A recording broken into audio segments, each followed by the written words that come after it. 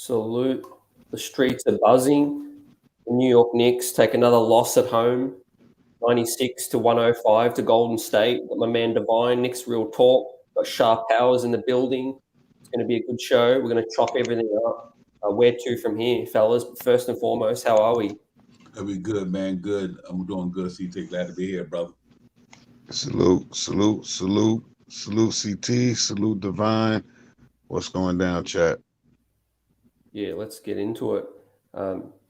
Congrats to Steph Curry, first and foremost. I'm glad they got that out of the way, exactly like you guys predicted in the great pre-game show on Knicks Real Talk.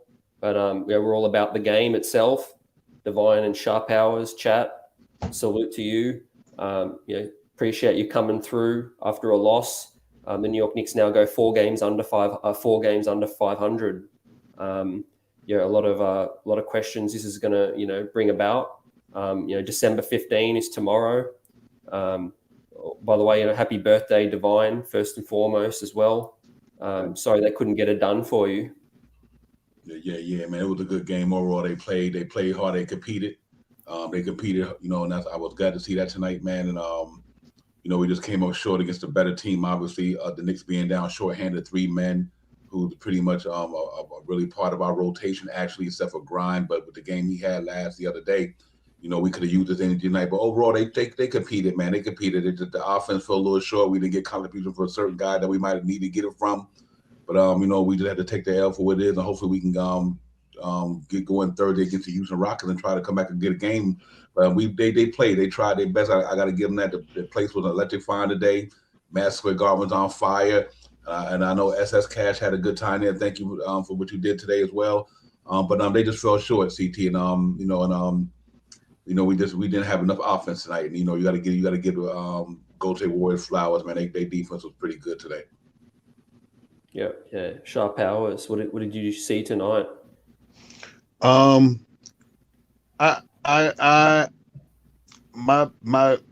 pros and cons. Pros that we finally got to see Deuce out there creating and getting in his rhythm, hitting a couple of shots. Another pro, D Rose, and he played a very good game. One more pro, Randall. When you really need, this is how we need to see Randall more often. When we really need to see him make some shots, go to the hole and pass the ball. That is one thing that we need. The cons tonight: Fournier, Khan, Noel. Aside from Noel, with those 2 or 3 blocks that he got in the game, that 2 points. He had no points tonight. Fournier had 2 points tonight. That's not working. That's totally not working for us tonight. Yeah, facts. All right.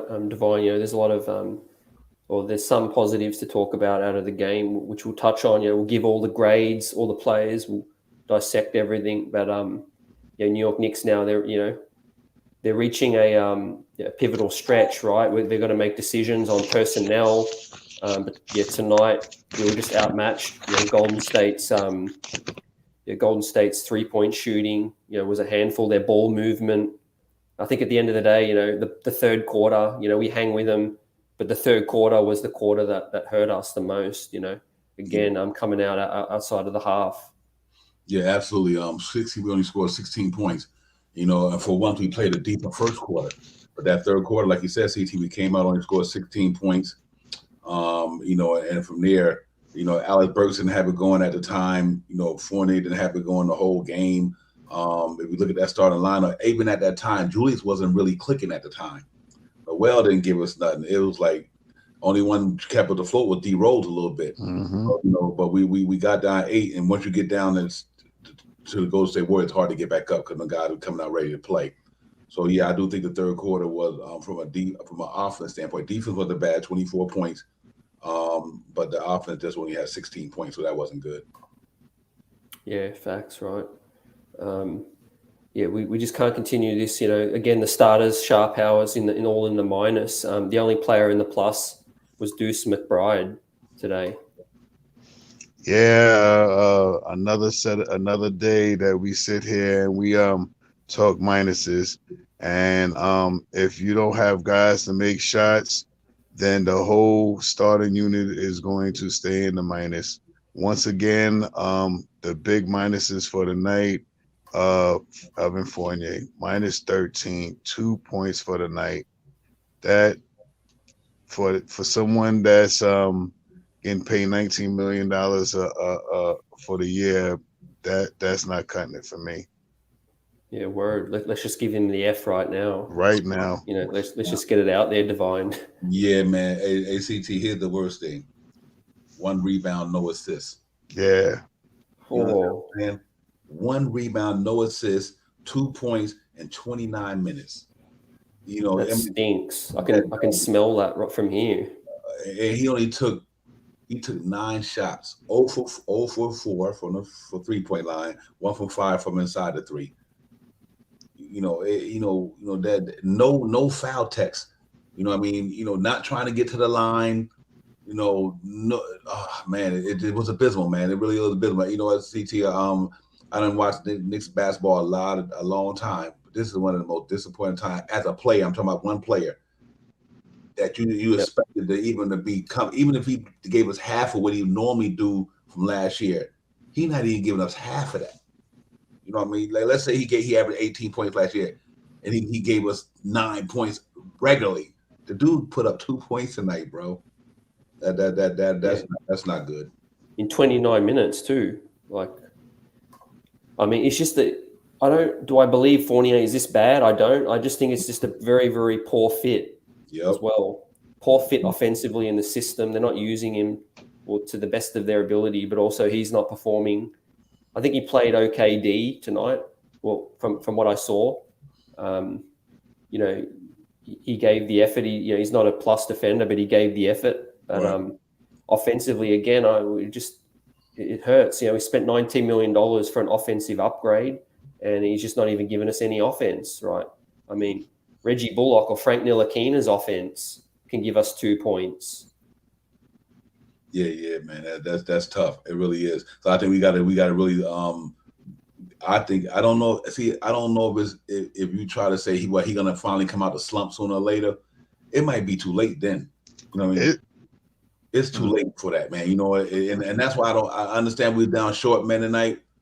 But when Tibbs seen what he was doing, there's no way you should have left that dude in there. I don't care. We're like, you know what? Put somebody else in there. Let him. Knox came in there. He had it going. 20 minutes, 9 points. You know what I mean? 7 rebounds. So I don't want to go. Excuse me. I want to go off and get off the course of what we're doing here. I was just trying to compare Fournier's number to like even Knox. He ain't even a starter, bro. Yep. Yeah, Sharp Powers. You were big on the Fournier edition. He's disappointed everybody, but I didn't think we'd be getting this kind of thing out of Evan. I'm at a loss. Yeah, once again, I'll state it, man. Last year, I thought he would be a great pickup at the trade deadline. We didn't get him. When we got him here this year, I was a little optimistic because I knew that he had a good rangy shot. He can drive to the hole a little bit. His defense wasn't great, but he could stay in front of you majority of the time. These last couple of games, the performance that he's been putting out, I wouldn't be surprised if we see him in some sort of trade with a couple of guys that we got here now. Mm-hmm. Yep. Yeah, Divine. Yeah, Mark also spoke on that in our interview, and don't be shocked if Evan Fournier is on another team, because his salary, obviously $19 million, that does help facilitate. It's the biggest salary filler outside of Julius Randle to then take back another salary. And as every game passes by, I'm starting to think that he's not a Tibbs player, and he's probably going to be on the block. Yeah. I think that they got to do that. There's some things I don't think you can come back from. And the disappointing thing is this here. I do believe if we would have had RJ them tonight, we might would have won that game. Mm-hmm. You know what I mean? That's why I'm disappointed of that with Fournier, because we down some horses too. You know what I mean? You down some of y'all horses, and that's when you're supposed to step up. No, Facts. yeah, but if you want to shoot a slump that bad, I get it. It's a slump. It's a slump. But man, this is the wrong time to be in a funk like this, man. Because we know we 7-15, man, in the last so many games. That is crazy, bro. Yep. In order to see some, I mean, I understand, you having a bad game, you may be in a slump and all of this stuff, but he's been in a slump. I mean, I don't remember last time he scored more than 15 points. Really, to tell you the truth, I think he scored 15, maybe against Brooklyn, I think it was. But everything else after that, I mean, I don't think he scored more than 15 after that. I mean, I can't really remember, and tonight really, really hurts, man, to see him only with 2 points with 29 minutes. We needed you tonight. Even if you would have got, hypothetically, 2 point, if he would have got, like you said, Divine, 9 points, we would have won the game. Oh no, we wouldn't have won the game. 9 points, we'd at least been closer. Oh yeah, closer, right. Yeah, we 9 points. We would have tied it. Yeah, we'd have been some 9 points, 2 points, or 9 more points than 11 points. Let me ask both of you in the chat. What? I mean, we know Evan Fournier, right? It was a hard contract to defend, to everybody. $19 million. A lot of people didn't like it. But what do you think is the biggest reason for the Fournier we're getting? Is he just not that good? Is he a bad fit in this system? Is he regressing from last season to this season? He's 29 years old. What is the biggest thing that you think the reason why we're seeing this kind of Fournier? I don't think he recovered from the Olympics. He played too much to me. He played basketball all season. Then he went to the Olympics. You could tell he got his legs under him, when he's shooting. But I also think it's a product of the system and the way. See, you got to remember when he was playing in Orlando, Vucevic didn't play like Julius Randle played. Julius Randle is ball dominant. He is ball dominant. You know what I mean? And I don't think it's hard for somebody like Fournier to play with a guy who don't move the ball as much as maybe whoever the point guard was down there in Orlando. I don't think he just fit the system. And I think him and Julius Randle, that when Julius Randle got that ball and it's not a free flowing offense and it's stagnant like that, you can't sit there and wait for a ball to come to you and then shoot. I just think that I don't think Fournier just fit the system. I guess not. And I'm not trying to blame Randle. I just don't think him and Randle gel together. That's what I think it is. Okay. Yeah. And Shah? Yeah, one of the big things that I used to always say in the early part of the season, that the Fournier Randle connection looked good in the beginning of the year. But right now, I think it's the way they run in the system, and excuse me, and like you said, Divine, the way Randle really dominates the ball, it without Fournier having the ball in his hand to actually dribble, penetrate, kick out, and get the ball back to shoot, it's just not working. Yeah, facts, right? And it was disappointing because Leon Rose, right? It was first time he had a chance to spend the bag, and he brings this in. Kemba doesn't work out, and Fournier doesn't work out. I mean, we're at a point now, fellas, where and ladies in the chat, we're at a point where they struck out on 2 moves. One you can sort of say, oh, okay, but then he struck out on both of them now. Kemba Walker's almost on the verge of being shipped out of here. Now, Evan Fournier in the big spotlight, he's on his way out. I mean, how does that make you feel?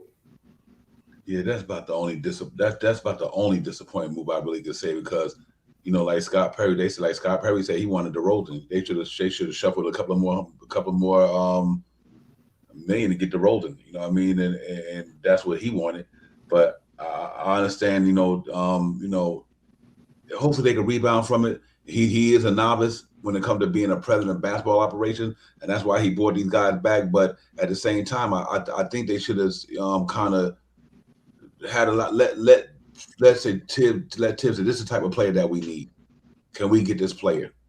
And I think they should have relied on Tibbs more to say, get a coach. You get the coach a player that he need to coach. You know what I mean? You know, that way he can build his system the way he want to build it and have the players that he want to have. So I think if the Kemba Walker Fournier thing, you know, and a good ball player, good human being, good people, man, good NBA player. No throwing stones at them. This is not about throwing stones at them. It's just about they just don't fit what we doing. They didn't fit. Yeah. Yeah. And Oh, go ahead, CT. I'm sorry. yeah, real quick, shout out the chat. Appreciate everyone popping through. Yeah, Johnny Davis, Fournier, sarcastic steak remark, did it for him in the end. He wouldn't play him. He trade him immediately. And Lynn, Divine, yeah, you summed it up with that explanation of Evan and the Evan dynamic. Not a fit. Yeah, go ahead, Shah. Yeah, I mean, you know, I just was gonna looking at Fournier's 19 million and Kemba's 9 million. That's $28 million, man. We could, I mean, not that, you know, even with the money, I mean, and I'm just, you know, this is real hyperbole right here, but that $28 million, we could have got that blonde haired kid that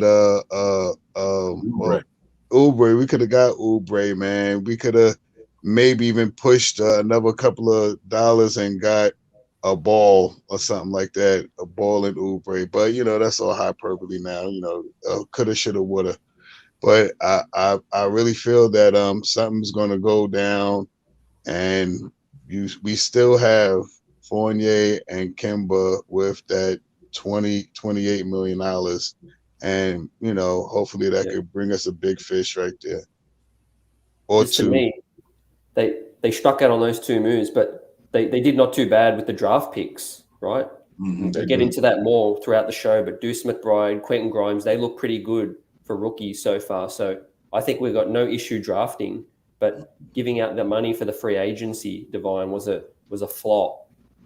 Yeah, they dropped the ball on that one. And listen, and I understand Fournier. That's what's so disappointing about it.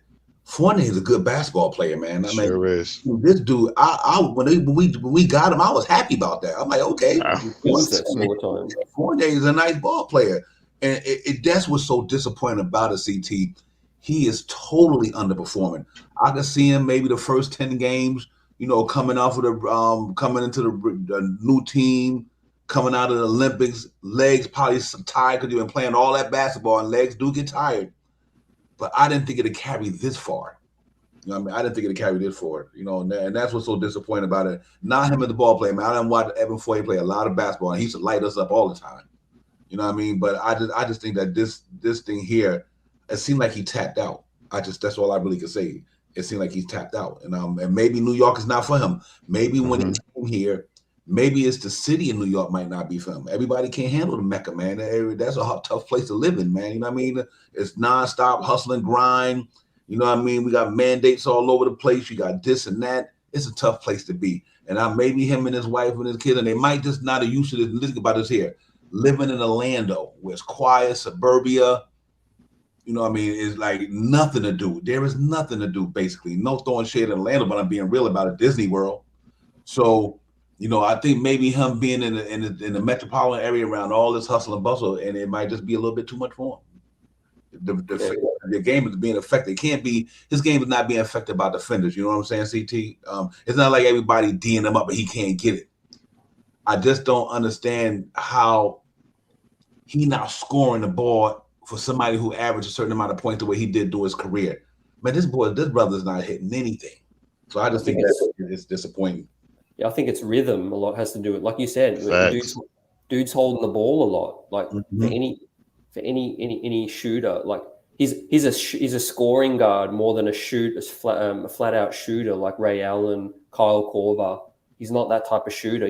He's a rhythm shooter that a volume, catch and shoot volume scorer. He's not good off running off the curl, things like that when he's shooting off balance, Shah. But I just thought his ball handling, his playmaking would help a bit more. Yeah, he gets penetration. To me, I have seen some regression. He's lost a step. You know, he can't beat no one off the dribble anymore. He used to be able to do that, 2-3 years ago.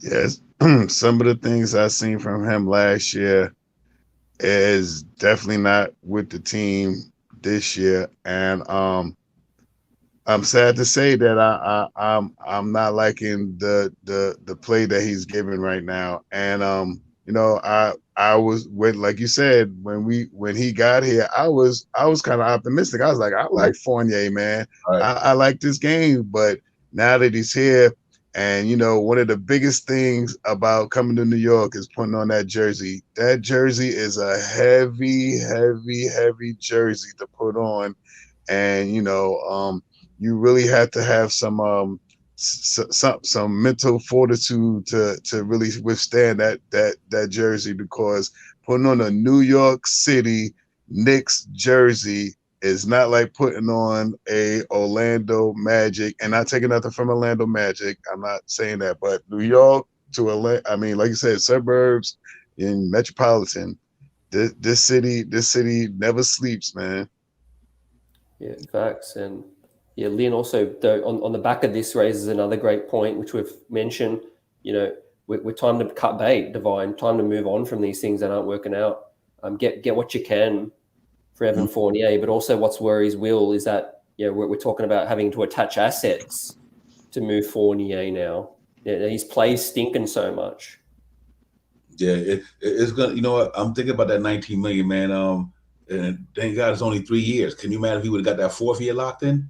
You know, because then we might would have been in a problem. Because I think because we already into this season halfway through, almost about to go toward the halfway mark.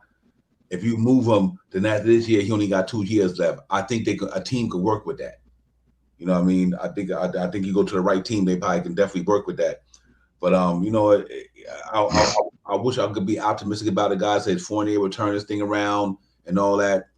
I just think that it's best to cut bait with him, cut bait with Kemba Walker, let these guys go somewhere where maybe they can flourish and have a better season. Because you know we in a good place contract wise, or you know we do got some good movable contracts.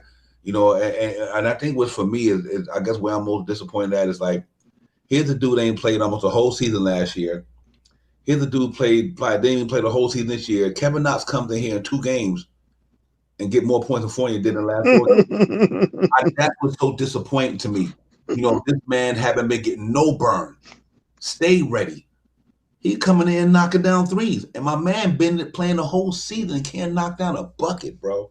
So and grabbing rebounds. Yeah, man, that's what's disappointing. That you got, you know, he's so, shook. I think at this point, no, ability's gone out the window. You know, you know, again, what Lynn says, you know, this whole situation, the moment, the environment, like you said, New York, it's just too big for him right now. It's one thing to be doing stuff in Orlando. It's a whole different fish to be on the Mecca, you know, and having expectations to be the brand new starting shooting guard, small forward for the New York Knicks, you know, coming off the 4th seed.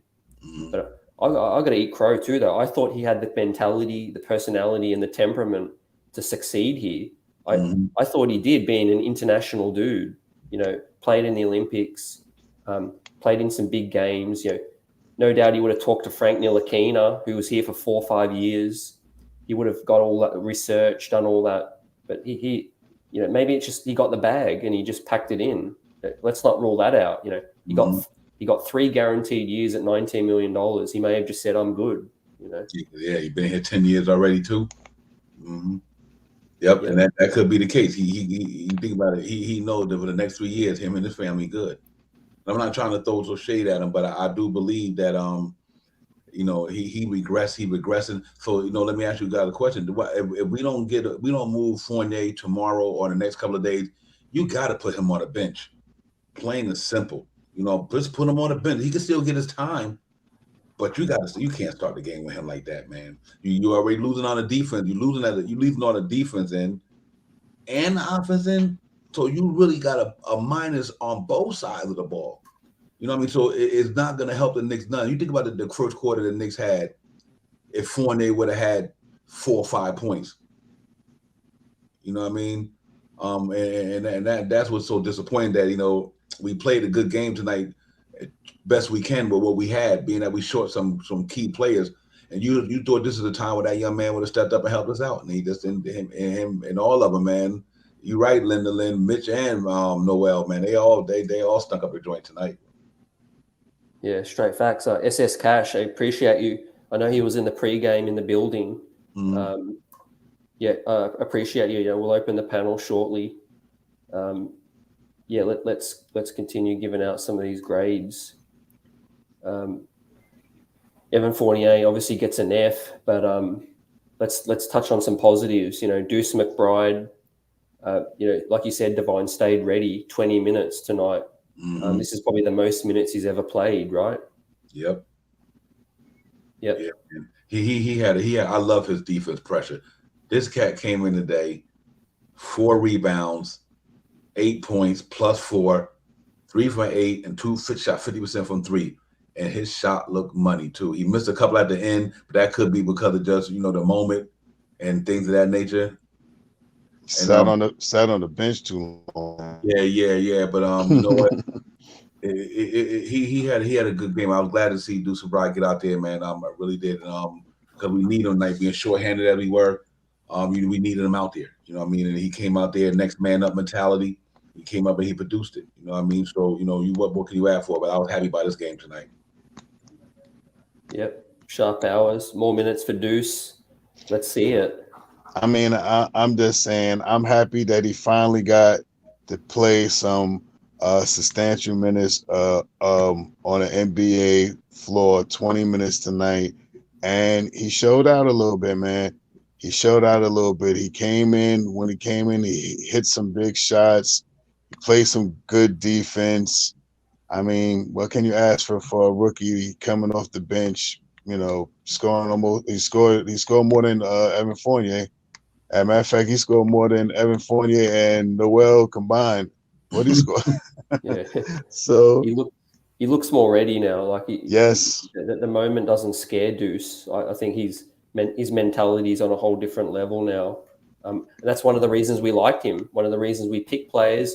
They've narrowed down this criteria for players this draft, like Deuce and Grimes, that can come in ready-made, Divine. And I think he's had some minutes in the G League, and he looks ready now. And I think, depending on what trades, we clear some roster spots.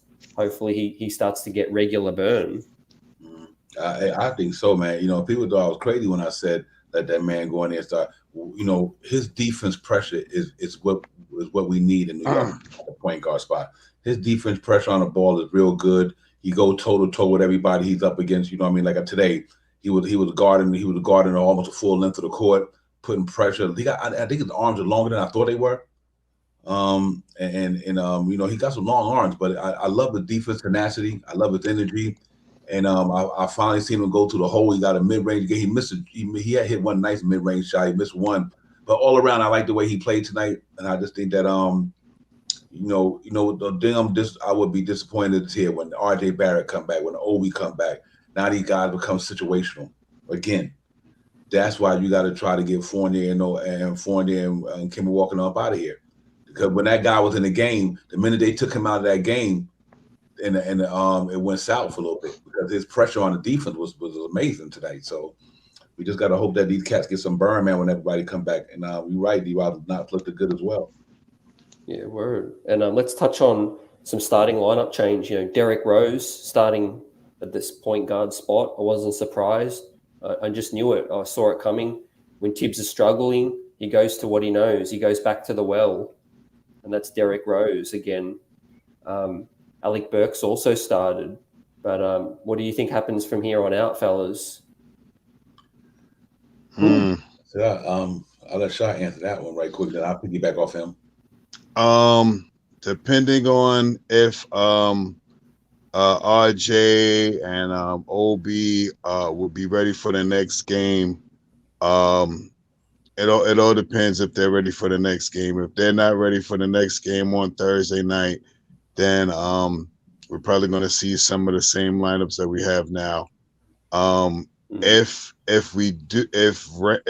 RJ and Obi comes back, I believe that we may keep Burks Burks may be the starter.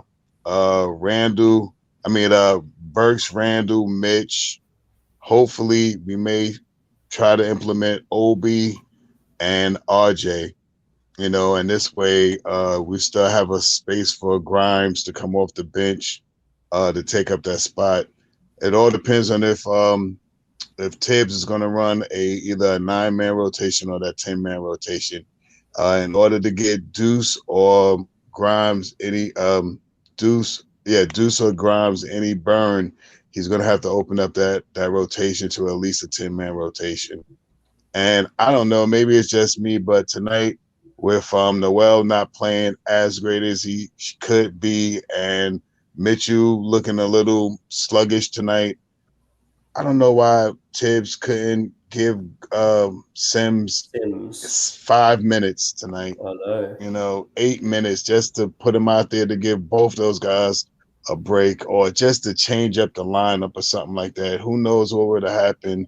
This big guy in here, put him in there with McBride, with Deuce, put him in there with Deuce because Deuce drive to the hole, IQ drive to the hole, and they didn't really have no big guys down there that could contend with any of our big guys. But our big guys, only the best play that I've seen tonight from Mitchell Robinson was that alley-oop from IQ.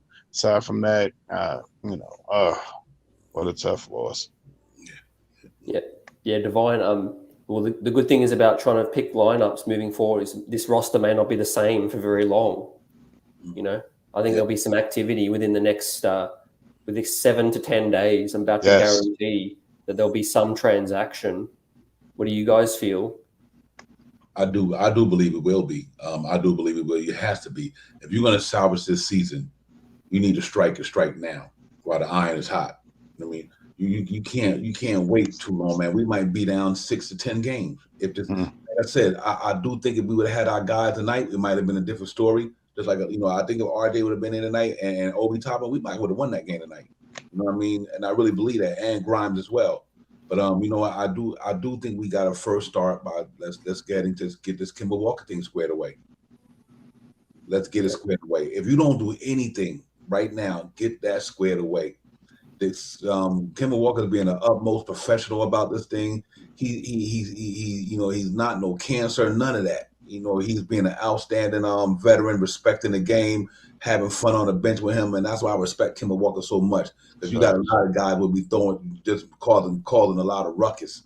But Kemba Walker is so professional. For the sake of the team and the sake of Kemba Walker, that's the first thing I think they would do.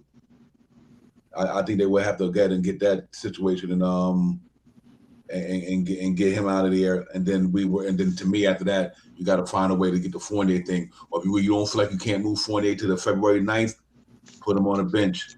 You got to do one of them two things. Two of them things need to happen to me. Kemba Walker, because it ain't Kemba Walker fault the Knicks are stinking up the joint, that. But I do think that like some of us say, we probably would, now that we look at it, we probably wish Kemba Walker was playing. We had Evan Fournier on the bench. You know what I mean?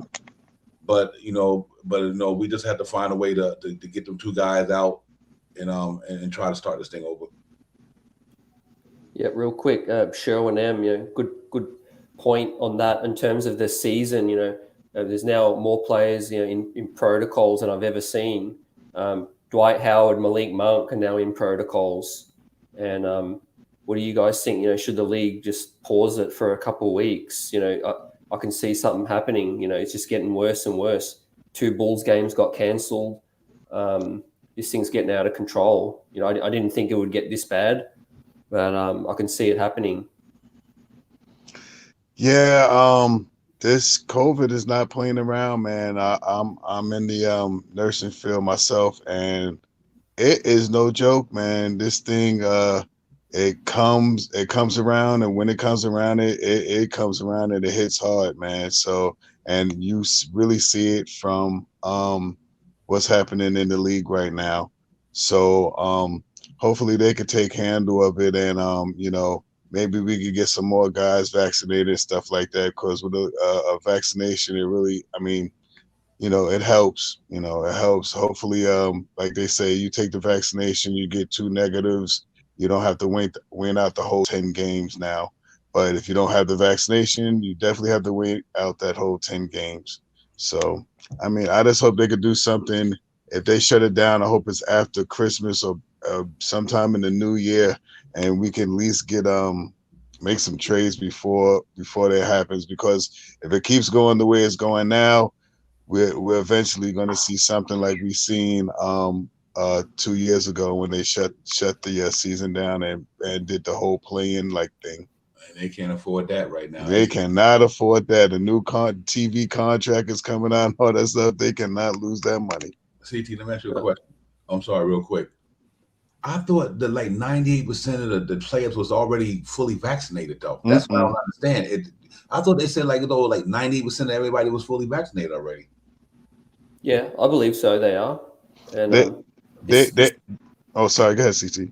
Maybe the variant, or the fact that the players are still contracting it. They can't let them on the court. Right. There might be some sort of health complications or something. Playing an exhausting game. But with that said, I think the moment the product gets compromised, they'll pull the plug, because you got ratings. You got if there's let's say there's a blockbuster game between Brooklyn and LA, and all the stars can't play. That's when I think they'll start to shut things down, because who's going to tune in to watch 6 players play 7 players? Yeah. So, hey, that's a prime example of tonight. Once Kerry hit them 2 threes, that place was down and went empty. At halftime, what do we people in this day at the halftime? But it's tough, man. They let's see what they're gonna do with that thing. But and that's why we always say, man, it's nothing, nothing political about this stuff, man. Wear your mask, wash your hands, do it for the sake of yourself and others, man, because this thing is not no joke. And being that we're not, we not doctors or guys who can tell you all about this stuff. You got to believe in the scientists. You got to believe in the people who can say that the NBA right now cannot afford to go into another bubble. They lost over billions of dollars the last time. You know what I mean? So imagine if we had to do that thing again. I mean, it'd be crazy right now. Facts, right? It's just crazy out here. We're not even a third through the season, and now, you got Harden and Giannis. They are big names, and maybe the league will look at a week or two. Just a little break. What do you guys think of Julius Randle's performance? Let's touch on that. We'll open the panel. Julius Randle's performance, and then I'll bring in my man SS Cash, who's waiting backstage. 31 point was good to see. He finally hit the 3 ball. But them turnovers in that first half and just the lack of effort on the defense end is why he got a -9 tonight. You know what I mean? Because it wasn't about the numbers. He shot well in the second half to keep it in. But that first half, Julius Randle was not playing no good basketball. I mean, Draymond Green made it hard for him. And then, Draymond Green made it hard for Julius Randle in the first half. But the second half, we kind of got together. But them turnovers, man. I mean, Julius Randle, and then the lack of effort on defense that got him tonight. That's why he was a -9 to me. I watched about 3 or 4 or 5 plays. That man just let cats go by him. Like, yo, you ain't even making an effort to get on this dude. And that was disappointing. My man's SS Cash, salute. Salute. Yes, sir, man. Yo, man. Man. What did you see? Oh, man. Come on, guys. Yeah. Tough loss, man. Yo. Listen, first of all, hold on. I'm still getting stuttered. I'm coming out. You guys hear me? Yep, we can hear you. I'm still getting stuttered back. I think it's going to clear in about 2 seconds here. Okay, you good. Julius Randle, again, he's getting criticism, holding the ball, stalling the offense, fellas, slowing things down. But how can we utilize him to his maximum strength? Do you think as a small ball 5, keeping him in the same role, same position, distributor? What do you guys think? Okay. All right. Yeah, my big thing about that right now is Julius needs some different people around him to help him stay out of that negative, man. Fournier hit some shots tonight. If Fournier hit some shots tonight, scored 15 points, Julius -9 would probably be a +1. I think Julius had a pretty decent game aside from the 5 turnovers. As him being our star, our leader, and stuff like that, I can understand the 5 turnovers. I don't like him, but I can understand him because he has the ball in his hand more than some of the point guards that we have on the team. And tonight he really came out and he came prepared to play ball tonight with 31 points and tried to bolster us into a win. What took place? I give Junior's a B+ tonight because he surprised me with 31 points tonight. He was 5 for 8 from 3-point tonight. Aside from those 5 turnovers, I give him a B+. Okay. Hey, welcome back, SS Cash. Salute. What did you see tonight? Yo, oh my God, man. First of all, I was surrounded by Golden State fans. Oh, wow. So you know I was on my feet the whole night. You know what I'm saying? I was blocking everybody's view. I ain't it was Golden State all around me. I was standing up all night. And actually at a point, the fans they started talking to me. They like, yo, I like Randall. They tell me they like Randall. They tell it like, and that's when I realized, like, you know what? It's like that grass is always, it's not always greener, because like teams is looking at some of our guys like, yo, you got some guys, but your team just needs to, put something in it. Like, because we watch these guys every single day, right? So we're gonna see every single one of their imbalances or their defaults or whatever it's called. But from a guy, I was talking to a guy straight from San Francisco, and he was straight up, because I was in the stands like, yo, I was like, yo, quick, pass, yo, what are you doing, quick? And he's like, and the dude he tapped me and he's like, yo, no, quick is good. And I'm like, yo, hold up, yo, don't talk to me about quick, man. You know what I'm saying? Like, I know. How you gonna tell me about quick, man? That's what's up. Hey, But in that moment, I still realized, like, you know what? We built the idea about most of these guys on our team. So even if they do good or bad, like, they still gonna be that. Like, it's still, Randall is still gonna be, good or bad. He's gonna be good Randall or bad Randall. That's it. You know what I'm saying? inconsistent. Yep. And, You just don't know what you're getting. And I don't even know if Randall is inconsistent or he's just like, or he's just, because boom, Randall in New Orleans, right? That's why we traded for him, because of what he did in New Orleans. Randall might be like a small market guy. He's from Dallas.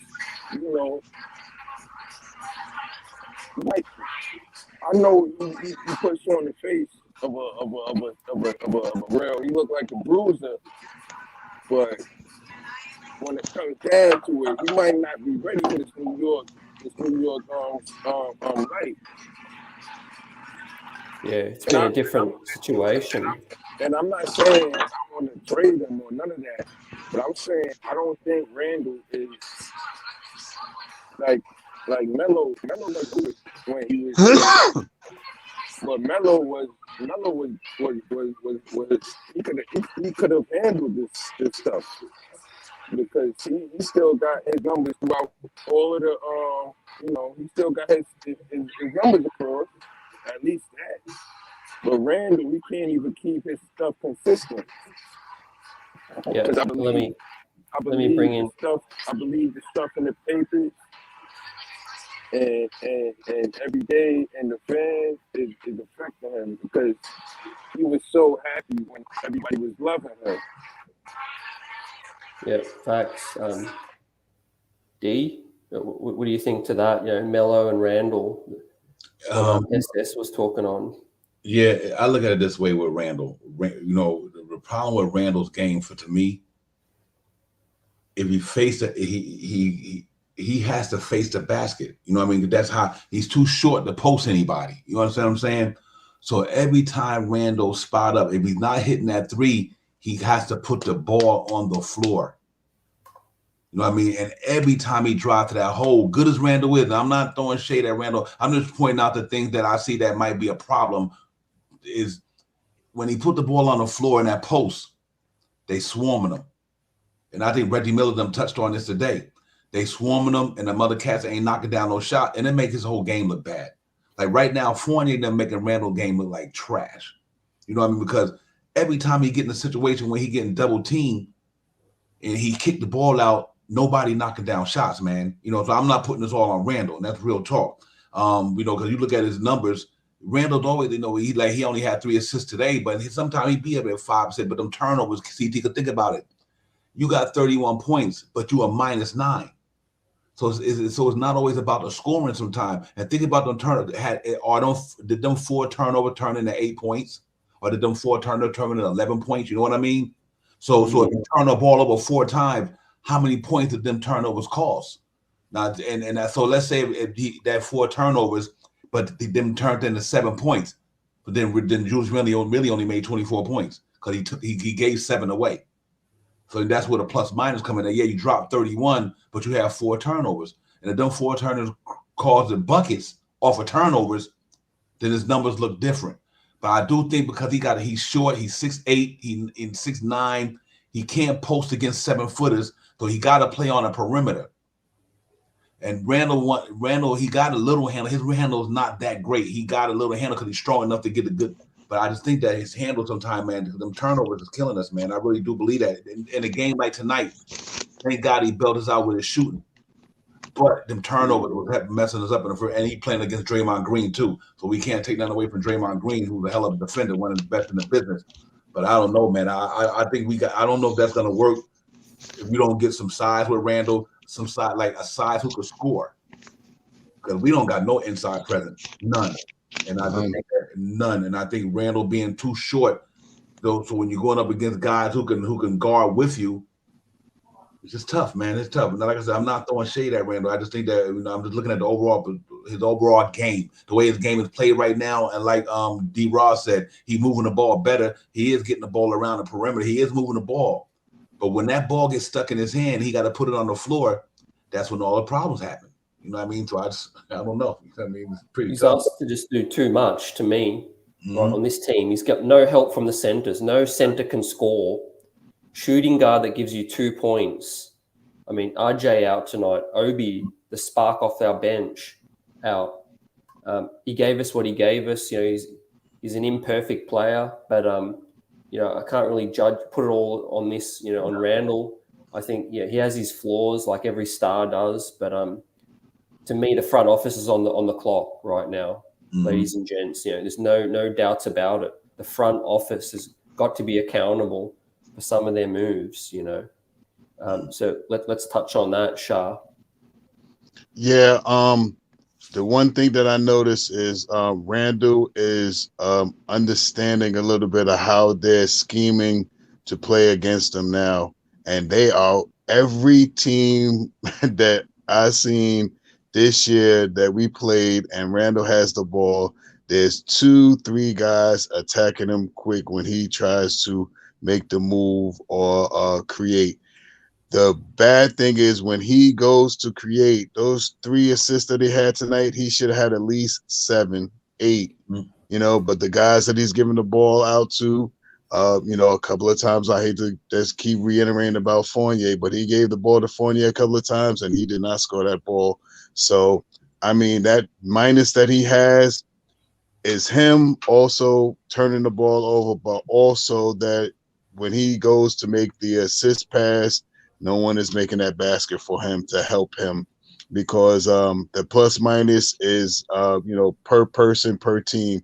He gives that ball up, that person hits a shot, you get a plus. You know what I mean? You give that ball out to somebody, they miss the ball, you get a minus. Fact. So he needs some help. And you are right. He needs some help with a big man. And who better to have him who better to have him play with than his homeboy Miles Turner. Yeah. I think they're going to go after that. I hope so. I got a whole trade package for them to get him if they want him. If they thinking anyway, I'm thinking they need to go get that Miles Turner ASAP. I think that might work for them, CT. I really do believe Noel and Kemba Walker's $19 million and he making $18 million. I think, to me, if the Knicks had to throw in a pick or something, whatever, but I think that's something that's achievable. That the one of the picks, one of the trade packages for me, I have three, but one of the ones that I think that could work would be Noel Walker. That's about $18 million, and throw him a first round. Give him the Hornets first round pick. We don't need or give him the Mavericks first round pick. And maybe even 2 seconds, because right now we need someone that's going to solidify that center position. Not saying Miles can do that, but Miles stretches the court, stretches the defense out. He can hit the 3-pointers from that corner. That's another thing that Tibbs likes. He's not a big rebounder, but you know why he doesn't really have to be a big rebounder? Because Randall is a big rebounder. So now Randall can help him, and Turner can help Randall. I think that would be a great pick. There's also another mixed match, if you want to throw that out there. There's Walker, Mitch, and Kevin Knox. I hate to put Mitch in the mix, but if that's another $17 million right there. We need to get some picks out to try to get that guy Turner, man. We need Turner here now to at least get us 12 points from that center position. That's going to help so much. Yeah, we need to start winning first and foremost. Facts. We got a softer schedule coming up now.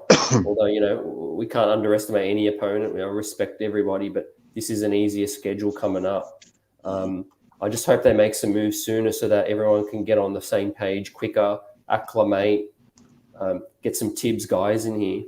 Get some Tibbs guys in here, and also some of the dead weight that's hurting the locker room too. Mm-hmm. Absolutely. Yeah, man. It's time. It's time. Like I said, I like the Miles Turner thing. I think that can make a difference. And so we gotta do something right. To get to try. If we're gonna salvage the season, we're gonna have to do something. If we don't make a trade or bench somebody, then I don't know.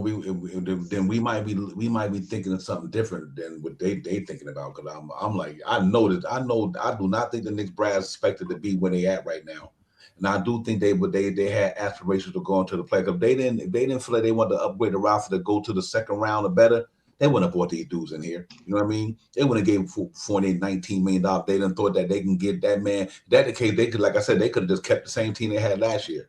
So I do think that they were expecting this man to pop for them. Because there's no way you get that kid $19 million to think that you're gonna be tanking, or you think you're gonna regress. I don't criticize their intention was correct. I think right. I think their intention to bring in an offensive-minded player, 2 players. I just think they went off the playoff series with Atlanta a bit too much. Thinking that Reggie Bullock was useless, get him out of here. Evan Fournier is going to do a much better job. That one matchup against Atlanta was a bad matchup, but it doesn't mean you get rid of all the defensive players we had just to bring in a couple of offensive players. But the pieces they got just weren't the right pieces. You know, their intentions were right. They just didn't get the right pieces to me. You know, they just haven't fit. And the chemistry is a big thing. That's another thing. Personalities. I felt something was a bit off when Kemba's press conference. You know, he never once talked about Randall, acknowledged him, gave him any respect in his press conference. He didn't say, "Yeah, man, I love, I'm looking forward to teaming up with Julius. I'm looking forward to I respect what these guys did last season." It was all about Kemba, that press conference. I felt it was all about him. Same as Evan. Those two are like together. They're like, yeah, we've come from Boston. We know each other well. They didn't respect what was done last season, I felt. Yeah, I can see that too, Star Power, because we knew this was RJ's and Randall's team coming into this year, and that could be a problem too, because they didn't gel. There's too many shots trying to go up for four people, and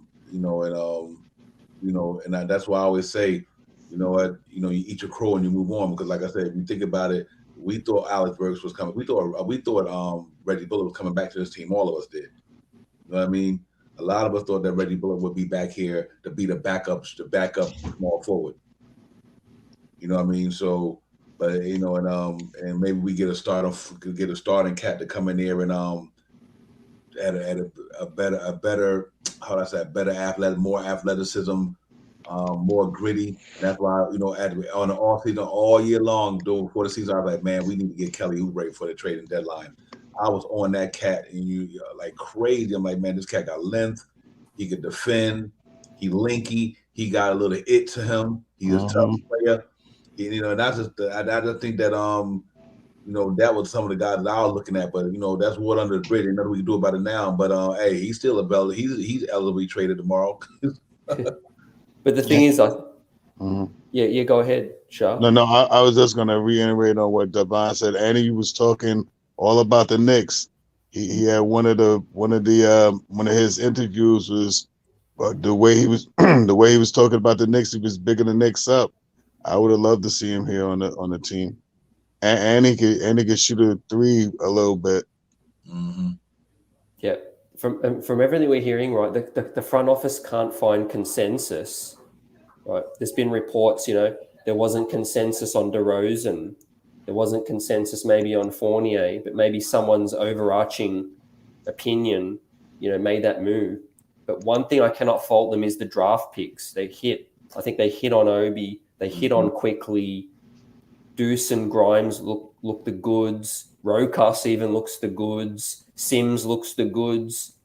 So it's like, hey, they're listening to the scouts. Their draft selections have been nice, but the money they gave out, I'm not mad with the Burks, Rose, and deals. The Noel, Kemba, and Fournier thing stinks. The Kemba thing was a plan C or D, like Divine said. I think they just got him because he was available for $9 million. I give that a pass. But the Fournier one, $19 million. Thank God it doesn't have a fourth year. That's all I can say. Yeah, we gonna have to live with that one, Shaw Powers. I really do. We got, what? Like I said, Thursday, it was up to me. Tiz was put that man on the bench. Mm-hmm. I know. Sometime, what? Because here's the thing you gotta also understand. By the way they playing, the way Fournier playing, and the way Noel playing, they putting Tibbs' job on the line. You gotta think about it. If this team fail, who gonna be the one? Who gonna be the scapegoat? Tom Thibodeau. You know what I mean? He's the two-time Coach of the Year winner. You know what? And he brought in some guys. They stinking up the joint, and he gonna be the fall guy. And then he's gonna be the fall guy because of his coming his selfishness. Tonight is no way you should have kept that man in there all them minutes. No way. No way you should have kept 40 in there all the minutes tonight. Not the way McBride was playing, not the way Knox was playing. You know what? There's no way you do that. And I just thought that was a bad move tonight that he did that, man. You shouldn't have left that man in there. They should have set that man on the bench and just called it a night. That's what they should have did. Yeah, and I like the fact that Knox is getting some interest, and he's sort of popping at a right time, which may help us get some more value. because the man's money when he catches and shoots, right? 2 of 3. Mm-hmm. I mean, one thing I give Kevin Knox credit for, if you need one go-to skill in the NBA, it's catch and shoot. It's Kevin Knox's shot. I never went stale on his shot. It was his defense, and it was his it was his hunger.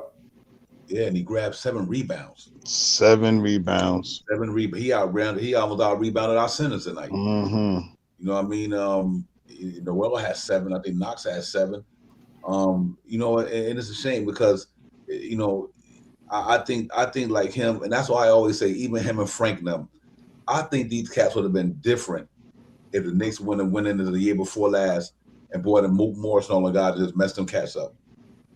You know what I mean? They brought in Moot Morris, Bobby Portis, Todd Gibson, all these forwards, and that was Knox's second year. He had a good rookie year, a decent rookie year. I was 13 a game. I thought Knox would come into his second year, maybe like 16 a game, probably move up maybe 3 points.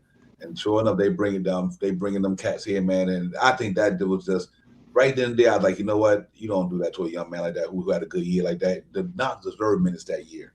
He really did. And I think that threw him for a loop. And so not playing that whole year, then the next year you bring in Tom Thibodeau. And I just think Knox got played. I think he got played, man. I really do. And let's hope that they can right his wrong, and either we give him some burn. Shit, I'm almost to the point now that I start Knox before I start Fournier. Facts. Word. You know what I mean? I start Kevin Knox at the 3 with his height. With his height, he could do what Fournier do. I'm like, it's almost like, damn, start Knox. What you got to lose? You know what I mean? What do you really got to lose right now? And and that's how I look at it, man. I just think that when you got Knox doing what he did, it's crazy. That is sick. And let me touch on one playback. I want to see again that Kevin Knox dunk. That would have been nice, the way he went up and almost slammed that. He got fouled hard, I think, but it's impressive to see. His length when he goes to the hoop with conviction. He can really. I mean, he put Ben Simmons on a poster. Mm-hmm. That was my highlight of my Knox career for my fandom of a Knox. Hey, CT, let me ask y'all a question. With the young guys that we got here right now, as we see what we got here, do you think if we get to get Kemba out of here, Fournier, like Lyndon Lynn said, Fournier can't get moved to February because he was a sign trade? I appreciate that knowledge there. This team still got enough talent to make the playoffs. But what do you think we need to do to get there? I obviously know we got to move Kemba, but we can't move Fournier for a month and a half, a month and change. I thought he was right around the same time Julius was available. Was it February 3rd? I think he was available, right? Mm-hmm. Mm-hmm. Yep. So, what you mean in terms of trying to fix this thing? Like what making moves? Yeah. Yep. So for me, I'm happy moving most of our draft assets because I'm liking Deuce, I'm liking Grimes. I think Sims has a future. I think Rokas has a future, and obviously Obi as well. So I don't think these 3 first-round picks in the next draft or 2. I don't think they make a difference. I'm happy moving them on and just seeing the best vets, that you can get in here. Mm-hmm.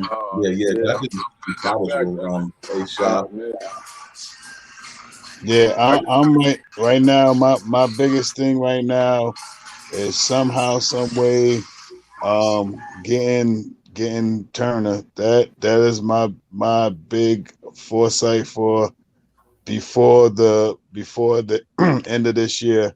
I think we need to strike on him real quick. If give them like I said, we got a couple of options that we could throw out there to them, plus some first round picks, and try to strike that iron with him. I think that would elevate the team real quick, because now we'll have possibly 2 consecutive scorers down there. It will open up the lanes for driving now, and we just after that, we wait around to February and see if we can move 2 more people to get some type of if there's any point guards out there left. There's not many point guards out there right now, guys, especially starting point guards.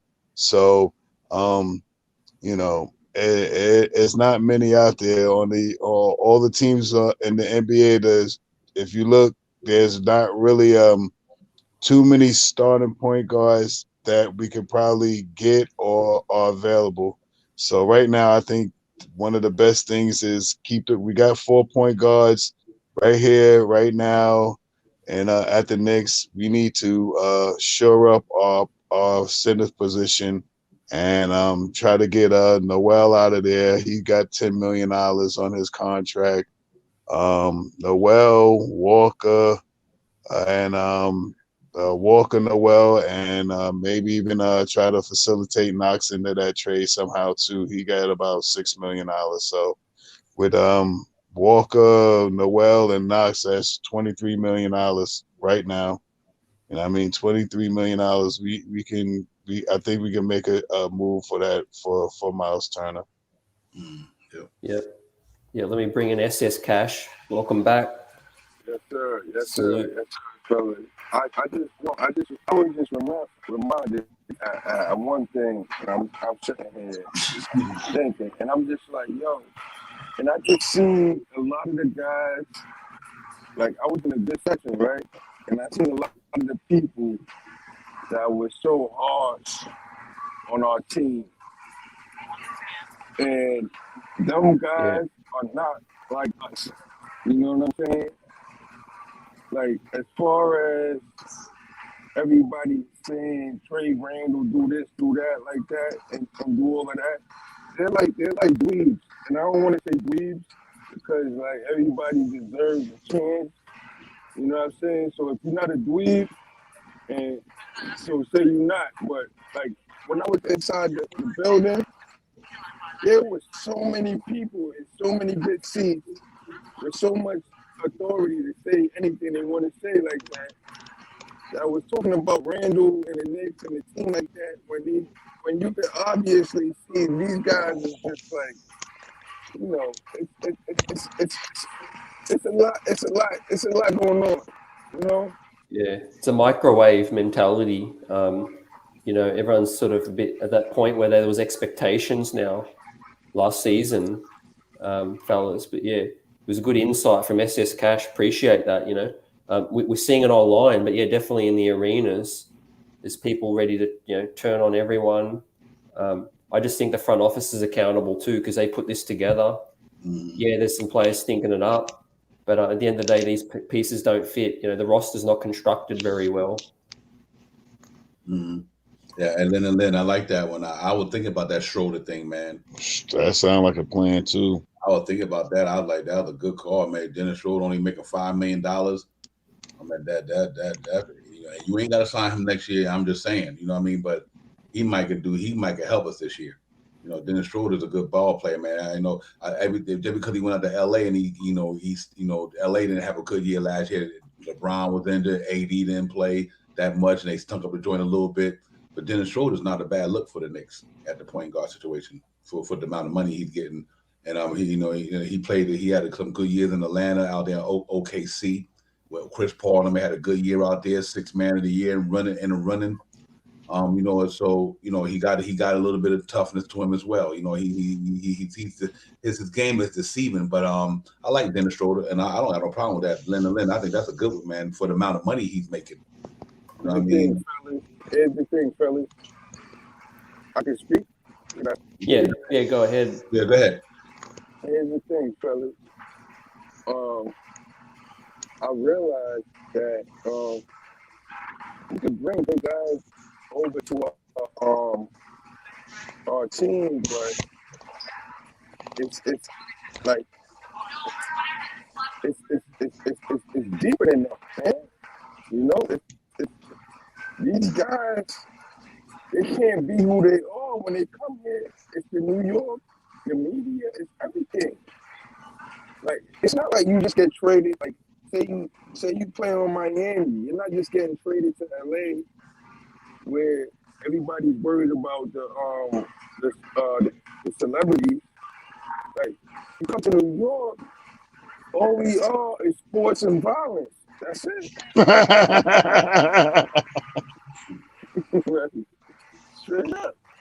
So it's like like now it's like now you're trying to stay out the way. You can't, because now you're getting checked on that. Because now you in New York. Why you ain't talking, bro?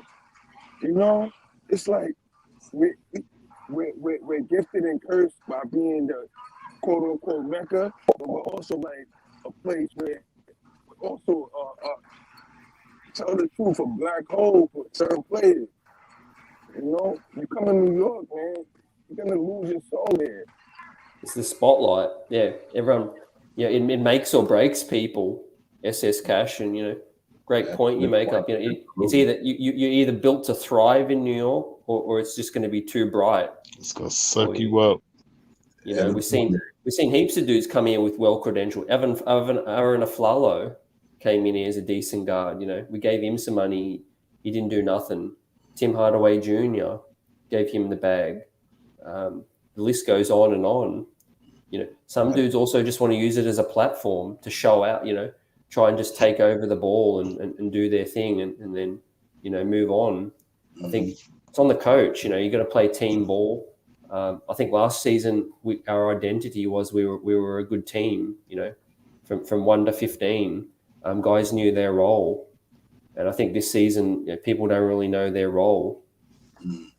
Yeah, man. I think one thing, he hit it the nail right on the head. Like I said, you got to either be built for this thing, man. You know what I mean? You got to be built for you got to have a certain mindset to play basketball in New York City, because it's almost like you against the world when you play in the Mecca. You got us, the media, the fans, everybody. You got to be tough-minded, tough-skinned, and But here's the thing that also we got to understand is here too, though. We're gonna get a front office. They're strike for bringing these guys in here. But you know what too, though, guys, you're still professional ball players. You know what I mean? You getting paid millions of dollars, man. I don't give a who brought you in here. This cat gave you $19 million. You gotta show and prove. I mean, hey, you go to your job. You might not even like your boss and them. You might think but you working for them though. You might not like your organization might be the trashiest company you could work for, but you accepted the money and went there to work. So now you got to make it work. If Julius Randle, if Evan Fournier, them think that New York was the place to be, you shouldn't have went there. But you took the money, and once you take the money, you're obligated. It's a rat. Yeah, you obligated to go out there and do your job. Listen, these cats is making millions of dollars. Evan Fournier making $19 million a year, bro, and he put up 2 points tonight. That ain't got nothing to do with the organization, ain't got nothing to do with the coach. That's Evan Fournier. Evan Fournier, Leon Rose ain't shooting that basketball. You know what I mean? Tom Thibodeau was not shooting that basketball, bro. You know what I mean? That's like, and I think that's what we got to start being honest about this thing. Nerlens Noel had 2 points. We wasn't mad at them last year when they signed Nerlens Noel. He was balling out for us. It wasn't Ted's fault last year. It wasn't the front office fault last year. You got to hold these basketball players accountable. Them cats making money and they stinking up the joint, bro. This is the reason why I say this. Tibbs won Coach of the Year last year, and let's forget about the year. He won it again back when he was in Chicago. It's not like this cat is that was what we call that thing. He won it on a humble last night, or it was just one of them years because the NBA only had 72 games. No, Tom Thibodeau won Coach of the Year in Chicago. He turned that Minneapolis franchise around. He came here last year and turned us around for 21 wins to go to the playoffs. Now you're bringing these bonehead players, making all this money, and they ain't showing proving. So yeah, it is part of the front office of bringing them in, but we also cannot take the fact that these players stinking up the joint. Julius Randle should not be going through what he's going through with Evan Fournier like that. He shouldn't be going through that. Reggie Bullock was shooting better than that last year, and play. So that's what I think. I think the front office screwed up with Evan Fournier, and I think the Kemba Walker. I'm not too concerned about the Kemba Walker thing because it was like, we can move that. We took a gamble on that. Try to bring him home. Let's not only we want him to play, but he's a good basketball player. Like they said, last year, 43 games, Kemba Walker averaged 19 points a game. So I would have probably took him too, just off of what he did last year. I'm like, damn, this man scored 19 a game. Woo. And and it's disappointment because I think these guys, I think these players they're bringing in, Them two players they bring. I think no shade at them. I'm not throwing, but they just don't fit in New York. They just don't fit here. Cut your bait, cut your losses, get rid of them, and bring in somebody else and see if they can right or wrong. Because I do think Evan Fournier, that's a tragedy, bro. That's a tragedy. And I'm a Knicks fan. I've been loving these guys since I was 8 years old. And I ain't never seen nobody stick up a joint like this. Not like this. I seen J.R. Smith have bad games, do bonehead stuff, but he ain't never played basketball like this. Evan Fournier is in a terrible funk, bro. And it's just hard to justify that $19 million. It's just hard. You know what I mean? So, like I said, you put Kimball on the bench. I don't think it was Kimball's fault, but I understand why they did it. I don't think it was his fault, but I tell you what, if you do that to Kimball Walker, you need to do it to Evan Fournier. Put him on the bench, man. Put him on the bench, and let Grimes come in here and knock down some shots. Grimes need to have his spot or somebody. OG's on top of OG. I'm gonna tell you, man. It was a sold out crowd. It wasn't a seat without no ashes in it. Excuse my language, but there was nobody in there rooting for Julius Randle. No one. We even got like a cheers and applause for Miles McBride. Like the crowd was cheering for Miles when he came in. I was cheering for him. But we got no applause for Julius Randle. We got no applause for Nerlens Noel. We got no applause for our starting five because they're not giving listen, guys can lose games, but give the people that's behind you something to feel like that you actually, you're playing for something. Mm-hmm. Real. That's the problem. Like when you watch the games, it's looking like either individual stats or it's looking like nobody want to play. Yeah, they're not playing for each other. I don't know when the last time I seen some real teams play from this guy. Yep. Let's give like every star player on a team cops criticism, right? Because they're expected to. Well, the team goes as far as they'll perform, But imagine the burden you must feel that you've got to perform every single night, or the team has no chance to win. Like, I want to see Julius Randle with a bona fide second player before I completely judge the guy. What he did for us last season, it put us back on the map. I respect that. He's bought time. He's bought this year for me. Is his play concerning at times? Yes, it is. But I know he's not built to be a number one on a contender. Give this team another player, and then I can judge. So far, RJ Barrett hasn't taken that leap. Sharp hours. So really, Julius Randle's got no Robin. Yeah, right now he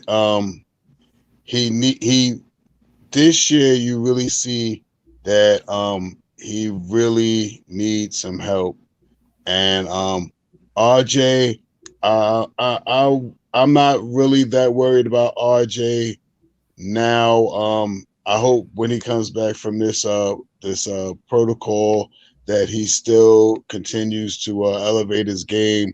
Last couple of games or so, he's been playing, about doing about 20 points a night, 19 points a night or so.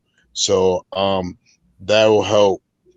What I think we need to do, and I'm going to run this into the whole tonight, this whole pod, that we need a big man. And finally, I am even going to say we need a big man to space the floor, a big man that can space the floor and open up the middle for RJ, Randle, and whosoever wants to drive to the hole. And the person I'm going to keep talking about is Turner. We bring Turner in here with his slow down game. Move him. He can move the big man out to the 3-point line, and that opens up all the lanes driving to the hole. It'll help RJ. It'll help Randle, and if this guy can hit some shots, he was shooting against us. If he could come in and 6 rebounds, 3-4. He's number one block in the league right now. 3-4 blocks a game. 16 points. That's going to help Randall because right now, as Randall, quote unquote, Batman, he don't have Robin. He don't have a cat girl. He don't have a Alfred. boomerang. He don't have a batarang. He don't have his utility belt. He ain't got none of that. The Batmobile. He ain't got nothing right now. And if he don't get no help soon, the things that we're gonna do is keep harping on Julius Randle, and and I'll say this real quick too. Julius doesn't have to come out every game and score 30 points a night. But if Julius comes out and scores 15 to 17 points with 9 rebounds and 9 assists with 1 or 2 turnovers, maybe 3 turnovers, and the rest of the team where he's getting those assists from makes, scores, we win games. Yeah, ACT. And you know what? And that's why I agree to what the front office saying. And that's why I say I'm not throwing that. But you know what? The thing is so bad that Julius Randle, it's making it seem like he feel like I'm tapping out. I'm gonna tell you, watch. I see SS Catch hit on a great point, guys, and them fans in there, they watching this stuff, man. They watching the body language. It's some things that they see that we don't see on TV. You know what I mean? And like I said, it's not about Julius Randle's game. It's not about how good he is as a scorer. It's not as good as a rebounder. But sometimes Julius Randle taps out in the game. Tonight, I kid you not, in that first half, I watched Julius Randle let 5 guys go by him. Go look at the game. Yeah, I've seen. Them the things that I'm talking about with Julius Randle. As a leader, if you don't hustle on defense, they not going to hustle. It's not about his scoring. Julius Randle put his franchise on his back last year. But you know what we always say? It's not last year. We say that about everybody. It's not last year. So I want to see Julius Randle come here. The reason why I bring this up, this is a good point. Remember the article people were saying that Julius Randle's like all by himself in the locker room and stuff like that. But do you remember last week when he was at the press conference sitting in MSG? This is what he was doing. Look. And they talking to the media. He like this here. It's not leadership. So his leadership skills is the problem I have with Julius Randle. His leadership skills, not his game.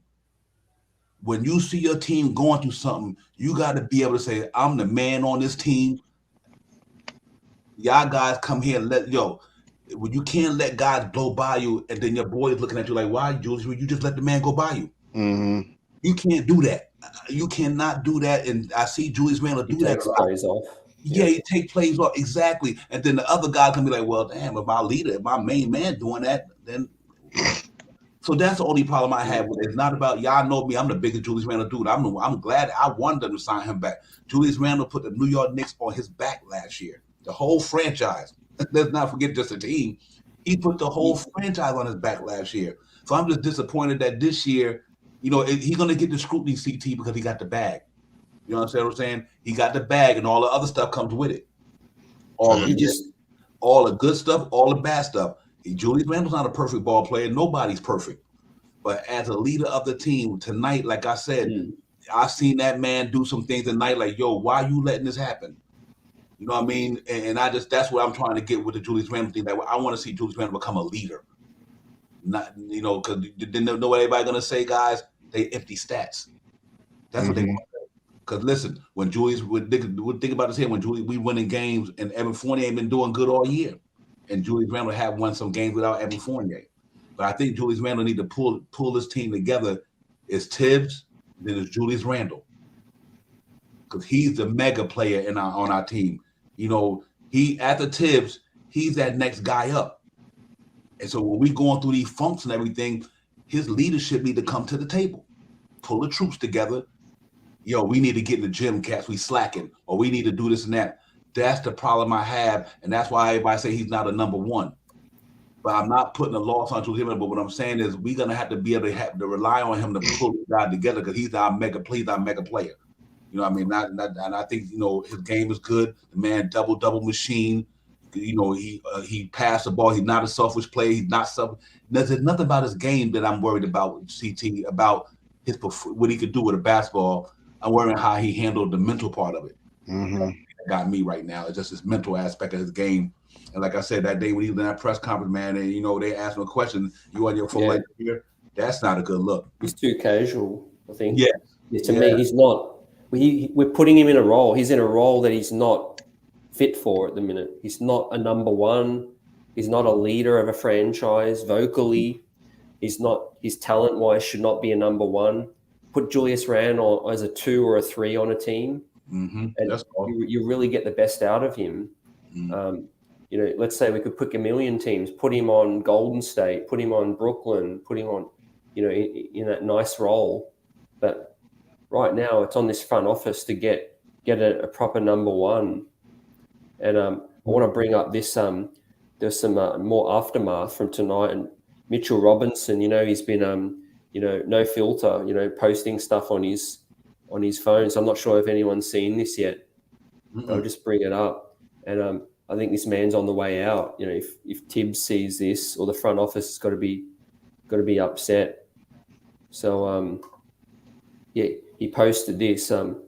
One thing learned after every game: literally running for cardio and playing help defense. Let's get it. LOL. The one thing playing. Could you put it back out there for a minute? It said, one thing learned after every game: literally running for cardio and playing help defense. Let's get it. Well, that's what he do. That's pretty much what he do. Yeah, man, it's tough. That's what I mean, man. It's just tough in New York right now, man. And all this losing. This is a product of losing, bro. Yep. All this is just a product of losing. All we going through is a product of losing. And, we wasn't losing, we wouldn't be feeling like this. You know what I mean? But at the same time, it is what it is, man. We gotta get this thing together, man. Because we think about it, we still got 50 games left or something, or whatever the case may be. A lot. But I don't think it's going to be a lost season either way. If we don't make the playoffs, I'm going to be upset as anybody. But the fact that we have these young players, I think we're going to be, they're going to be a joy to watch, to see them continue to grow, regardless if we stink it up. Emmanuel Quickly, Obi Toppin, Deuce McBride, I'm excited for their future. We've got something brewing overseas. It's just this play disgusts me, what we're seeing. Evan Fournier, Kemba. It's these vets that disgust me. Yeah. That's the disappointing thing about the whole thing, Shaw Powell, is the way these vets is playing. Yep. That's what makes it so bad, man. I mean, we not that bad of a team. Like, we played good tonight. We just didn't have nobody step up to the plate. But like I said, you notice when them young guys come in there, we start getting in the game, we playing with energy, we holding leads, we doing this here. The minute you bring them other guys back in, everything goes south. They just keep going south, and it's just crazy. So, yeah. So how can we turn this around? Tell us in the chat and fellas in the panel what we're to from here. Yeah, we got some things to work out, man. And looking at the time right now, it's 12 o'clock. You don't be surprised if you wake up tomorrow morning and you hear that the Knicks, they made a trade to somebody for something. Because it's time now, 12 o'clock. It is the 15th here in New York. It is the 15th, and it's time to make some changes. We need some help, man. Yeah, let the games begin, CT. I like I said, I think it starts with get the Kemba Walker thing resolved and move Evan Fournier to the bench. That would be the two main things right now, is to move him to the bench and get Kemba Walker out of here. Let that be the smallest thing we do, unless it's going to be some type of package deal, whatever. You ain't got no choice. But I think this season is salvageable. We only down, like I said, last year we lost a certain amount of games. We won some in a row, but this ain't last year. Now, like I said, that's why I went back even with Julius Randle. This ain't last year. You know what I mean? We all say that. So yeah. I do think we need to start. We need to start with the point guard situation. Get Kemba Walker, free him up, man. If you ain't gonna play him, let him roll out. And if Evan Fournier is not it for us at the 3 right now in the starting unit, maybe he might put him in the second unit and it might take the pressure off him. He might catch fire. Maybe putting him in that second unit might take the pressure off him. You know what I mean? Maybe because being that him and Julius Randle seem like they don't fit CT, then maybe it might be best to put him in the second unit because it seems like him and Julius Randle don't fit. And just bringing somebody else. And I would take that step first, then we'd take it from there. Yeah, facts, right? I think we all want to just see some moves being made, correct this thing. And the league, what I did want to say is last year, like you said, we weren't winning for a while, but we had East teams to beat up on. Now the East, there's no teams we can beat up on in the East. So if you can't get an easy dub against East teams, and then you got the West, I'm just not sure if we can recover to the extent of a playoff team. We're probably going to be in a play-in spot unless we make some blockbuster deal, Shah. Yeah, I mean, with the guys that's up for trade, we got it's one of the big packages that we got is about $23 million, and that's including Walker, Noel, and Knox. So I mean, we need something. We really need some, and to say like what Lynn said, the Schroeder and Walk and Turner, that will help us tremendously. That will at least get us if we can stay competitive, and at least we'll be in a play-in. I'm looking forward to at least a play-in this year. If we do not make the playoffs or a play-in this year, this is a lost season, but optimistic next year because we won't see any of these guys here next year. We'll see a whole new running young team next year. Yeah, I think they got the draft capital, Divine, and things to pull off a huge trade. I think we'll definitely be playing. I don't see us missing out on play-in just because I think the front office will be real aggressive. Of course. Mm-hmm. Yeah. They're gonna have to be because if they don't, if the Knicks don't get, man, listen, this would be a disappointing season if the Knicks don't get up in here. Disappointing. That'd be very disappointing. And I'm gonna tell you what's gonna happen. Everybody gonna call for Tibbs' head. He's gonna be the scapegoat. Tibbs is gonna be the scapegoat for all this stuff right here. Mm-hmm. I don't care if you don't like his rotations or whatever. You don't like the way he substitute people, and what nobody's saying that at this level last year. Sure wasn't. You know what I mean? He gonna be the fall guy for this. We expected the Knicks to be like top three. We would talk about top 3, 4. Now they're in the play-in. Nah. That is no way we gonna the fan base, the organization. I think Leon Rhoda, even though that might be their responsibility because they brought these guys in here. There's no way in the world we went from 41 and 21. Now we going in the play-in. We went backwards. When your franchise goes backwards like that, you're going in the wrong direction. And that's not the direction we're supposed to be going in. So in other words, what we did last year was just a straight fluke. It was just a fluke. Nah. Not when you got Julius Randle there, RJ Barrett, and these guys there, man. These guys, they can get down. So, man, if we wind up going in the play-in in the lottery, I don't think Tibbs will be here next year. I just don't think so. I don't think so. I can see something hypothetical like if we don't make it to the 5th seed. I mean, I that's where I want us to be now because with the games that's left and the team that we have now, if we make some trades, we definitely can move up the ladder. Mm-hmm. But in the event that we don't make a 5 to play in the play-in, if we make a 6 to make in the play-in, and we have some good players because the one thing that is going to happen if we get some new guys in here, they're going to have to learn Tibbs. They're going to have to learn the rotations. They're going to have to learn a couple of things. So it may take a couple of games for everything to be implemented for everyone to understand the game. And, it's still like 50 something, was this 20 something? So it's like 53, 50 something games left.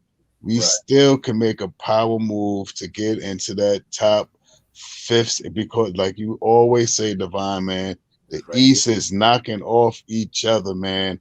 And if we linger around long enough, we can make a big stride on a 4, 5, 6 game here, 2, 3 games here, 4 or 5 game win streak here and be right back from this 12th place that we're in now and be right at that 4th, 5th seed, because I see a couple of teams that are slipping from the third, fourth, and fifth teams and the 6 teams. They're starting to move around a little bit. They're not staying in their same positions. They're losing games now and stuff. So we need a nice little 1 or 2 people to come in here and help. We need help. Yeah, I think the center position, chat fellas. I think the center position, they're going to go hard after Miles. I think they're going to go hard after maybe Cat. I think Cat's getting more and more disgruntled. If you've been seeing his post games, he's fed up with losing in Minnesota. And we know Damian Lillard, that was an option before the season. I don't see that happening now. I think Dame is content in Portland, or then they're content keeping him. Maybe the Ben Simmons thing gets more traction. Maybe Sacramento. We talk about De'Aaron Fox, Marvin Bagley, Buddy Hield. Those players are available. I think if the whole world knows they're available. Yeah, I got them in here too. Yeah, what? And the Cat thing, CT, that's why I'm curious. When you don't go for Miles Turner so you can get a Cat, or that's what's it's so crazy, because we had to get Miles Turner, or we said let's not get Miles Turner, roll what we got. When Cat come available, if he come available, we try to swing for them fences. So it's kind of like, man, which one do you do? You know what I mean? Are you looking at long term, short term? I'm a big Cat dude. I just love. I think Carl Anthony Towns to be a beast down here with Julius Randle. You know what I mean? I think they will. I think they'll give up all their draft, because we don't need, again, that draft compensation. Just 3 picks, whatever it takes to get that second dude with Julius. Then suddenly that opens the door for a third dude to say, hey, I want to come there. It's getting that second piece here that's critical. Yeah, that Cat would definitely move somebody over here real quick. We get Cat, we're gonna get a we might not be able to get Fox, but we might get something else nice. You get Cat in here, they'll will and deal something around. You get Cat here with Julius and the crew that we got right here. Yeah, we definitely gonna be 5th. He's gonna bring 25 points a night easily. Yeah, that's gonna be interesting, because I do think, then, like I said again, I see what Canal going with it. I think that's the type of dude Julius Randle need, and then you get a savvy point guard to facilitate to them guys. I think it can work. I just think they both got an inside-outside game. When Cat posted, Julius Randle gonna be out on the perimeter. Facts. And maybe if Cat stretched the floor for a minute, Julius Randle probably can get and put his head down and go down to the lane now, because Cat can stretch his man out there with him. If Cat pull that center out there to the 3-point line, then I think RJ and Randle got open lanes down there. I think if you bring Cat in, I think we already got a third guy in RJ Barrett. Correct. I just think we might need to get a savvy point guard who's not who can facilitate and get these guys the ball in their spots and everything like that. I think that could work too, man. But it's gonna be interesting after tonight, man. CT, man. I'm still, like I said, I want to piggyback up a shot and I'll pass it back to you. The Knicks is let me go back to where I'm at. I'm sorry about that. Let me get back over there. The Knicks right now is 12-16. Philly they 15-13. They only 3 wins in high enough in the loss column. We got 3 teams that got 14 losses. One team got 15 losses, and we got 16. And like I said, I believe if RJ Barrett and them would have played tonight, we probably would have walked out of Madison Square Garden with a W tonight. So I don't think the season is over like that. I really do believe we got a chance to rectify this thing and get back to it. I really do. I'm not sweating the Knicks for where they're gonna be at. I think the Knicks gonna make the playoffs. I believe basketball is a game of runs. It's not how you start, it's how you finish. We all were tripping last year that they went on a 9-game winning streak. I'm not saying they're gonna go on 9 games this year because it's more tougher. But if you want to tell me, here's somebody whose season is over. Detroit Pistons, they lost 12 in a row. We lost 4 in a row.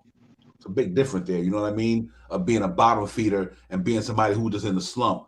And I think let's judge this thing when RJ Barrett get back, when Grimes get back, or Obi get back, and these next 3 or 4 or 5 games. You know, now if we get down to the CT and we get down to like 7 games under, 8 games under, okay. You could do it to me that you might have to start waving a white flag a little bit. I think play in still, you know, you can be few games under, still make the play in. I just think a lot of teams will decide at the deadline, a lot of teams will drop off because they'll decide to just start tanking. But I also think the front office wasn't putting all their eggs in this season too. This season, like we said, was to bring some of the pieces back just so we didn't lose assets for nothing. They are all you know, nice, reasonable spare parts that some of these other contending teams may want at the deadline, and then we may get more picks back in place.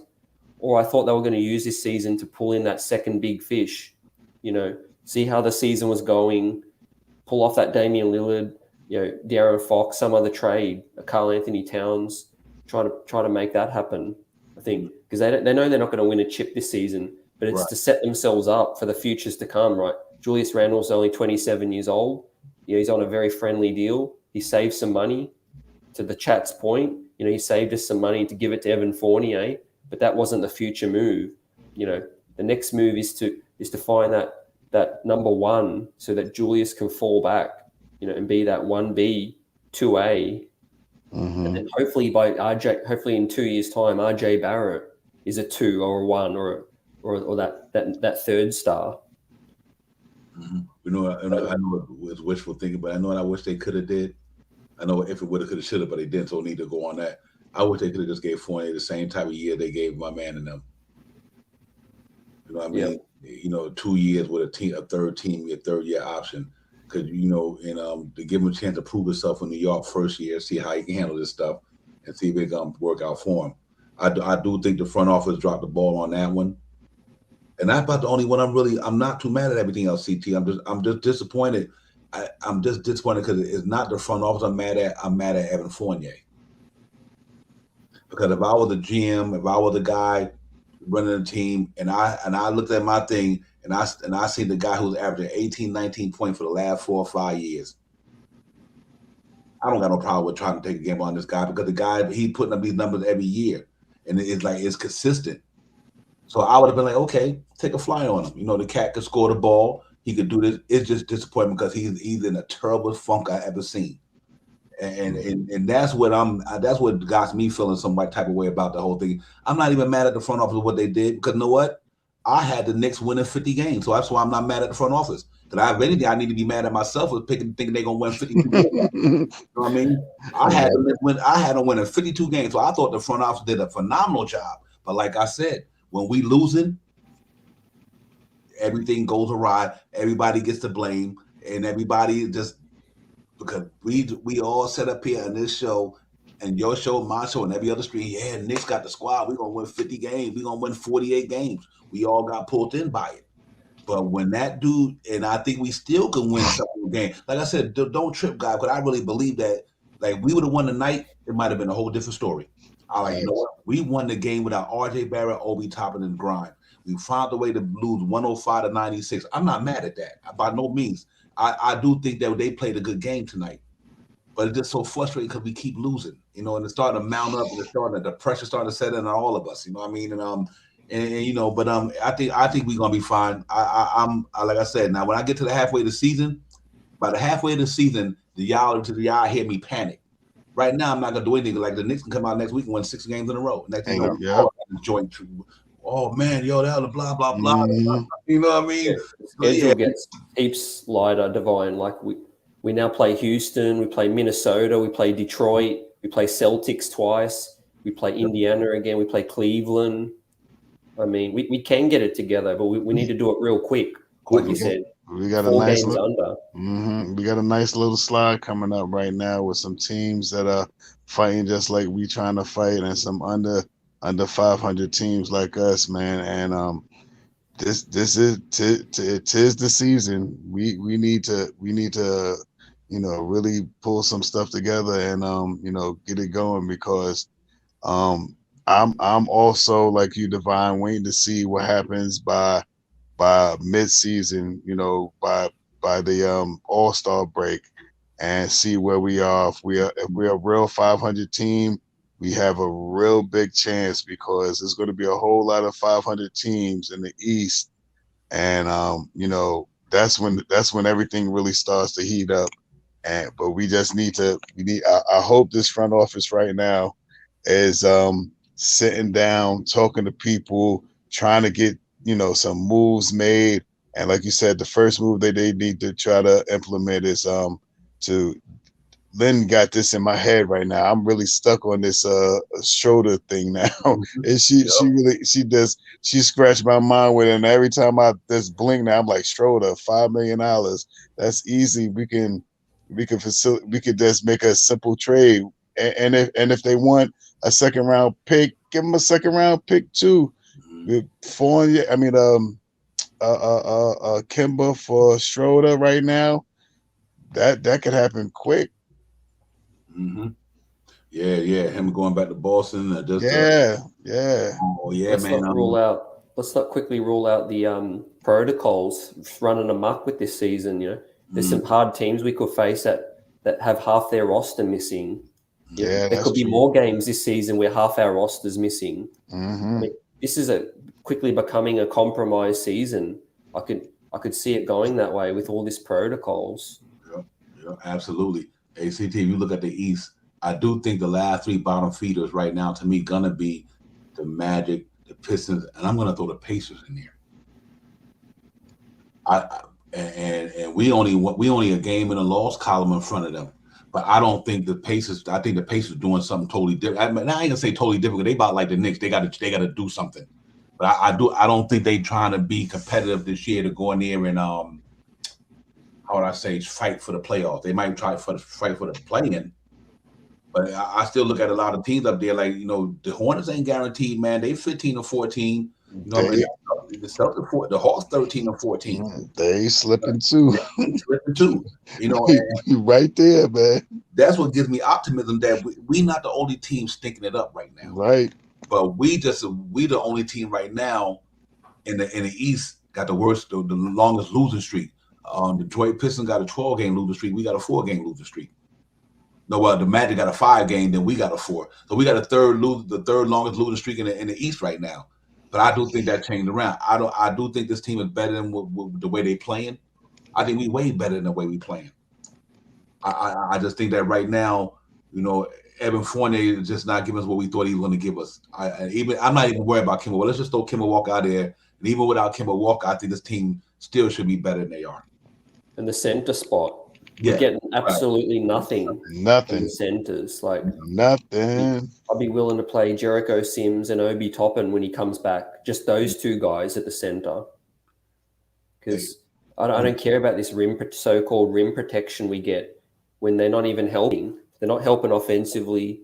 They're not helping on help defense. They're not quick enough. They're lumbering up the court. It's slowing us down. Let's just get out and run. Get Jericho Sims, get Obi Toppin, and just start flying up the court. I'm just going to say this. The one play that we talked about early in the thing, when Deuce got the ball, Deuce jetted up the court. He passes the ball to Knox, and Knox misses the dunk. That's what we need all the time. That is some grab the rebound, run the pace, and push the ball and get to the line if you can't get the basket. And that's one thing that we do not have. We haven't been doing at all. All right, not at all, but we haven't done it enough to help. And I hope we can pick up a point guard or something like that. But we have 4 point guards right now on the team, and they're not premier point guards, but they're serviceable point guards. We need either the center, or I don't even want to even say a small forward, because I think Obi might be a new small forward. I think we need Obi in that starting lineup, man, to keep pace, man, to keep running and get easy points, man. That's what we're missing this year, man. Easy 6, 8, 10 points on fast break. We're not getting no fast break points, really, man. And that will help the team right now, man. Fast break points right now. If we can elevate our fast break points to 14 points a game, that will help us so much, man. And we don't have no for everything we get now. Grab the rebound, slowly push the ball up, set up our half court game, push the ball around. When there's no more passes to be made, we pass it to Randall, and we hope Randall could either get triple team and pass it out to somebody to hit the shot. That's not happening, or make the shot himself. Yeah. So, hey, CT, let me ask you the CT in the chat. Let's just take out all the sentimental stuff, all right, for a minute. Would you move that $10 million to Todd Gibson's? You know what I mean? That's what I'm saying. He's our third backup center. He's making $10 million right along the well. Them cats ain't giving us. They can't give us nothing. But I understand the Todd Gibson from a standpoint of a veteran, just Tibbs guy, and I'm a Todd guy. But I'm just moving to the business side of it. Let's to the business side. Marvin Bagley don't even make that much money, and he on a block. mm-hmm. You understand what I'm saying? You know, Nerlens Noel, Mitchell Robinson, Marvin Bagley don't even make that. He's still on his rookie deal. So do you bring in a guy like Marvin Bagley, and even if you don't sign him, but you get to get rid of the contract that you had maybe for another 2 years. You know what I mean? Because they talking about Marvin Bagley and Buddy Hield's on the block. I take both of them. Oh yeah, they are.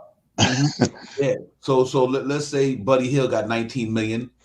Fournier. Yeah, right. You can't move Fournier right now, but let's just say you say Kevin Alex Burks. Let's just say Alex Burks, Nerlens Noel, and if you had to put Burks in there, so be it. Because I'm quite sure Buddy Hield could do what Alex Burks can do. But you move that money. Here's the catch-22. You move that, right? You might have Buddy Hield for three more years, but you only got Marvin Bagley for this year. So you in a sense saved almost $20 million. Mm-hmm. I see where you're going with that. Hield, but you still kept $20 million because you don't have to sign Bagley back. You know what I mean? Whatever. You know what I mean? Unless he ball out and you want to give him a little 1 year, 2 year deal like you did Noel and them. But damn, at least Marvin Bagley can knock the ball out from the outside a little bit. He got a little bit of inside move, got a little hook shot game. You know what I mean? You know, I just said that because, man, you know, I love Taj, man, I do, man. But $10 million, you can get vet minimum for like $3, $4, $5 million to do the stuff he's doing. So that's what I'm trying to think. Is Tibbs too committed to that to say, you know what, Todd, we love this here. Waive him. If nobody pick him up, bring him in as a coach or something. You must have read my mind, Devon, because the first thing that I would do is go to talk to him and be like, look, Charge, we need that money, man. We need that money. We need that money. We need your money. We give you we put you on the bench and you could be a coach, assistant coach to the assistant coach to the assistant water boy or whatever, and give you $3-4 million just to stay off from Dolan or something like that. Give us that $10 million. I mean, I wouldn't want to move him for nothing. I mean, I like Taj. I think he could it would be great for him to retire here in New York because he's a New York guy. He's right from Fort Greene. I would love to see that happen. But if you're talking about putting $10 million, putting his contract with Noel, Knox, and somebody to get, like you were saying, Buddy Hield and somebody else or something like that. I love Taj, but I see you when you want to come back as a coach. I bring that up because he's eligible tonight. Yeah, tonight. Literally. You could trade him tonight. He's one of them guys that you could trade tonight, along with Kemba Walker and Alex Burks. I think Noel, them four. I think Wayne Selden's safe bet. He's gone. Yeah, he's gone. He probably already got cut. Wait a sec. Let me make my point first. I'm sorry. Yeah, I think Wayne Selden's out of here, and I think Lucas Samanic will come up. Mhm. I think he'll come up ASAP pretty quick. I think Knox will start getting showcased a lot more. I think he may start taking some of Fournier's minutes. And then I think also Deuce.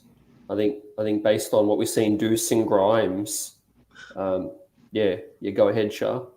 No, I'm just listening to you because all that stuff sound exactly where it should be. I think Selden is gone. He's probably already cut already today. He's already probably cut. It's almost 1 o'clock. He's probably already cut. I thought that Luca was going to come up tonight. I thought he might have come up because we were a little short-handed, and this would have been a perfect time to implement him into the lineup to see where he's at. Because if we bring up Luca and he is giving us half of the points that he's given from in the G League, we may not need and I hate to say this out loud because Mitch is my guy, we may not need Mitch or Noel. You know, only way I'm holding on to Mitch because I'm a homer for Mitch. I really like Mitch, but he's still, like we say, Divine, $1.8 million. I'll try to hold on to him for the last of the everything and try to move those bigger contracts before I try to move Mitch. Mitch can always be a coming off the bench. I'm looking to move Noel ASAP. Yep. And in terms of Samanic, don't let some of the talk fool you about his defense. He's no worse than Julius Randle on defense. He's actually, I've seen clips of scouting reports from the last season or two on his length and him being able to defend. There was actually there was a video out there, fellas, on how he defended Randle when the Spurs played the Knicks last season. And he gave his length gave Randle some issues contesting the shots. So yeah, Luka can defend. He can play. He can play. I think he's an NBA standard player to me. He's got the skill. He can stretch the floor. He's got a nice stroke. What I heard was he only didn't play the last G League game because he had a foot injury. So hopefully it doesn't seem anything major, but hopefully he comes back on the scene because I think they gave that man a two-way because they know he's got talent. Mm-hmm. Yep. And that's why I'm clamoring for a lot of these moves, man, to free up these roster spots. No, though, Wayne Selden just holding that bench for a minute. He can't, what I mean, him. So I think they got a lot of things that'll be happening between now and the next 2 months. And we just gotta, stay locked in, man, because I do think the Knicks gonna do something. And it's just a matter of when, but they got a lot of good opportunities. That they got a lot of stuff they could wheel and deal, man. That's what I'm happy about. That's what I said. I wanted those. I don't want to say that I'm disappointed with the front office because they didn't leave us in a bad situation. I just think that the damn player they got left us in a bad situation. We wouldn't even be talking about the front office if Evan Fournier was popping right now. We'd be like, we got the great. We would be talking about Leon Rose is coach. Executive. Word wrong, we would. If Evan Fournier was popping right now, we'd be like, Leon Rose is executive of the year. We really would. If Nerlens Noel didn't come out the gate injured and didn't play the whole preseason, missed the first 10, 15, whatever, we'd be singing a different tune. You know what I mean? And I really believe that. You know what I mean? But I just think that because Evan Fournier didn't pop, it's affecting Randle, it's affecting Tibbs, it's affecting the front office. Shit rolled downhill. That one little bad apple just spoiled a whole bunch of them. You know what I mean? And it's starting to have an impact on the team per se. And that's why I think it really is. I just think that even with the Kemba thing, like BC said, even though when we benched Kemba Walker, we was 10-9. Now we 2-7, something like that. And so that one I could say that's to me now that one I could hold between Tibbs and the front office. That got to be them doing that right there. I don't know.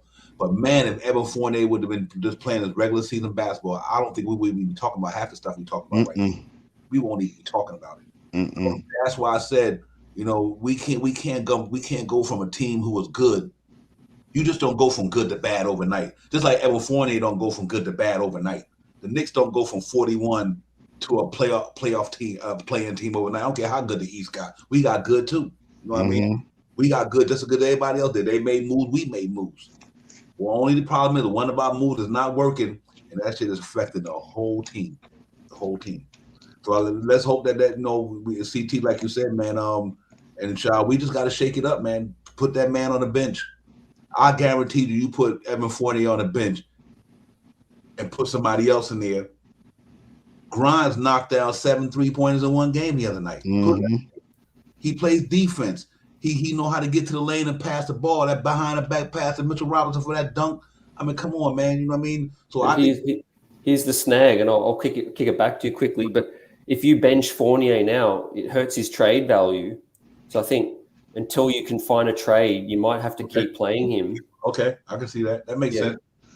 You know what? And I mean, I was disappointed about it. And what I mean, bench Fournier, let me make sure. I don't mean that he don't play. I mean, he just don't need to be started. I mean, because I think he can still get started minutes. You know what I mean? I just don't think that he need to start for the Knicks right now the way he playing. Maybe he go to the bench, get his rhythm back, start knocking down his shot, then he can come back into the starting lineup. But right now, if we're going to salvage the season, I think they should just bring him back off the bench, let him get a starting minutes. Instead of letting him play the first 6 minutes of the first quarter, let him play the second minutes of the first quarter. He's still getting his minutes. You know, it's 12 minutes in a quarter. Let him roll with them until he get his rhythm back. You know what I mean? Because it seems like him and Julius Randle's not working. Because I put it like this here. If his trade value going to go down, CT, but you know what? We also going to go down too. Then we're going to wind up being in the lottery. Mm-hmm. So it's like we caught between a rock and a hard place with him. That's what's so disappointing. If we don't bench him, we keep losing. I hear you, Devon, and I do not want us to be lottery. I don't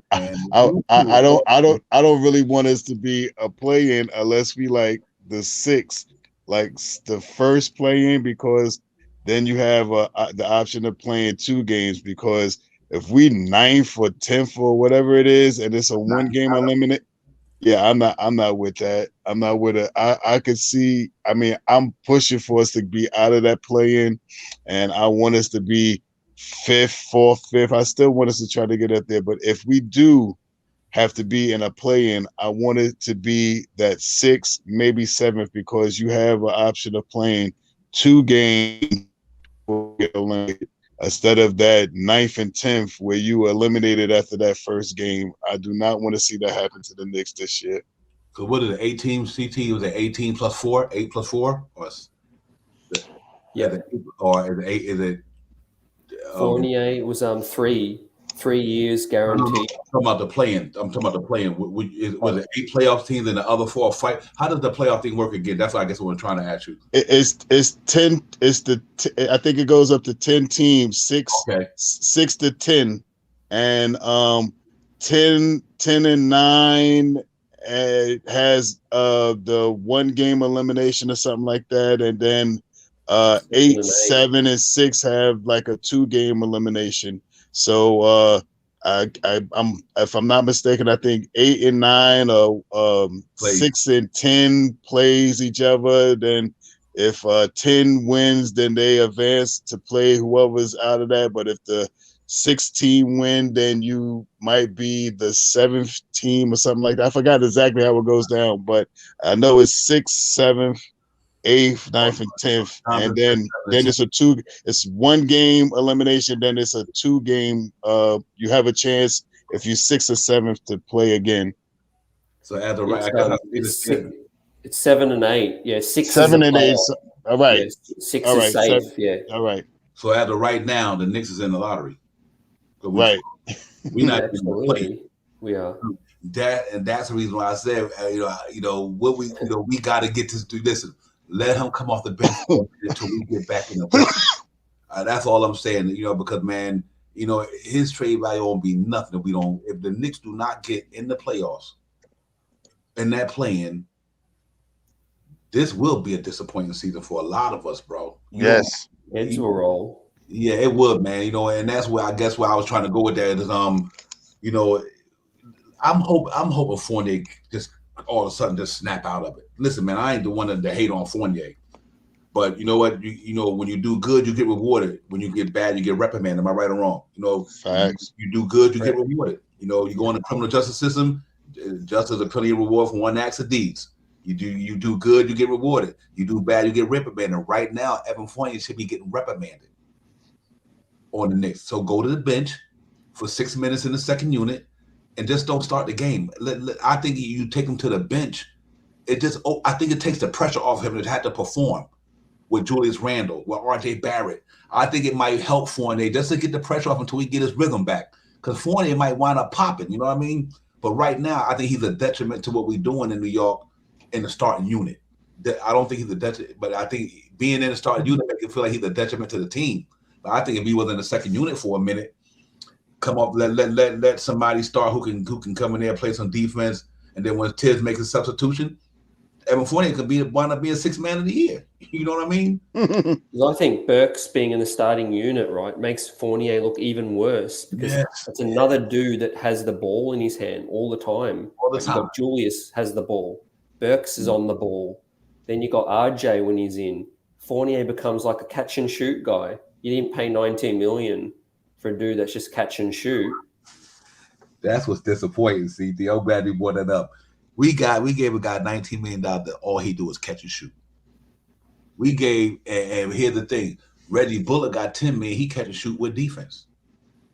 But what did Duncan Robinson get? He's a catch and shoot. Yeah, right. $20 million to catch and shoot. And that's why I think they did too. I think when they see that Duncan Robinson thing, I think they probably tripped off that. They like, okay, if they gave Duncan Robinson $20 million, I think we could justify giving him $19 million. Sometimes these GM, especially with him being a new GM, a new president of basketball operations, he know how Pat Riley get down. They know that, man. Pat Riley is the creme de la creme of this stuff, man. So they probably, well, Pat Riley gave Duncan Robinson $20 million. We can give Fournier $19 million. You know what I mean? Boston didn't want to go that far. Yeah, man. Boston cut it short, you know. Mm-hmm. Yeah. So it's tough, man. It's tough, but we're gonna get. I'm still optimistic about our squad. We're not far off. We've 16 losses. The Raptors got 15 losses. The Hawks got 14 losses. The Celtics got. We right there, man. And that's why the loss. It wasn't a bad loss. I think it was a respectable loss tonight. And people don't believe in moral victories, but I do, because sometimes. You know, you fight hard, but you say, damn, but can I imagine if RJ was there? So being that grind the Obi because Fournier didn't have it, all we need was one of them guys to have it tonight. He might have came out with a W. So that's why I'm not gonna be pessimistic about tonight. We run up against one of the best teams in the league. And we lost to Phoenix and Golden State, the two best teams in the league with the Brooklyn Nets. So I mean, you know, we losing to the best out there. You know what I mean? So I'm not bad about that, but I'm just a shake up. I'm glad we're losing a little bit because right. I want a mini shake up, Divine. Yeah. Mm-hmm. Yeah, facts, bro. Facts. Because think about it, if we were at 500, let's say we didn't lose those two to Orlando, we didn't lose to Cleveland or Toronto. Mm-hmm. Let's say we were 500, we wouldn't be talking about no big shake up or trade Fournier. We'd be 500, but the fact that we're 4 games under. That might be enough for the front office to say, "Hey, let's shake this up," and then maybe we get back on track. Mm-hmm. Yep, I'm hoping that's the case, man. I really do, but and I think we will, man. It's gonna be a tough game in Houston, though, guys. Houston been playing some good basketball lately. The Rockets been playing some good basketball, and that's another name out there you got to keep in mind. Christian Woods. Mm-hmm. You know what I mean? He could stretch it out there a little bit too. He listen.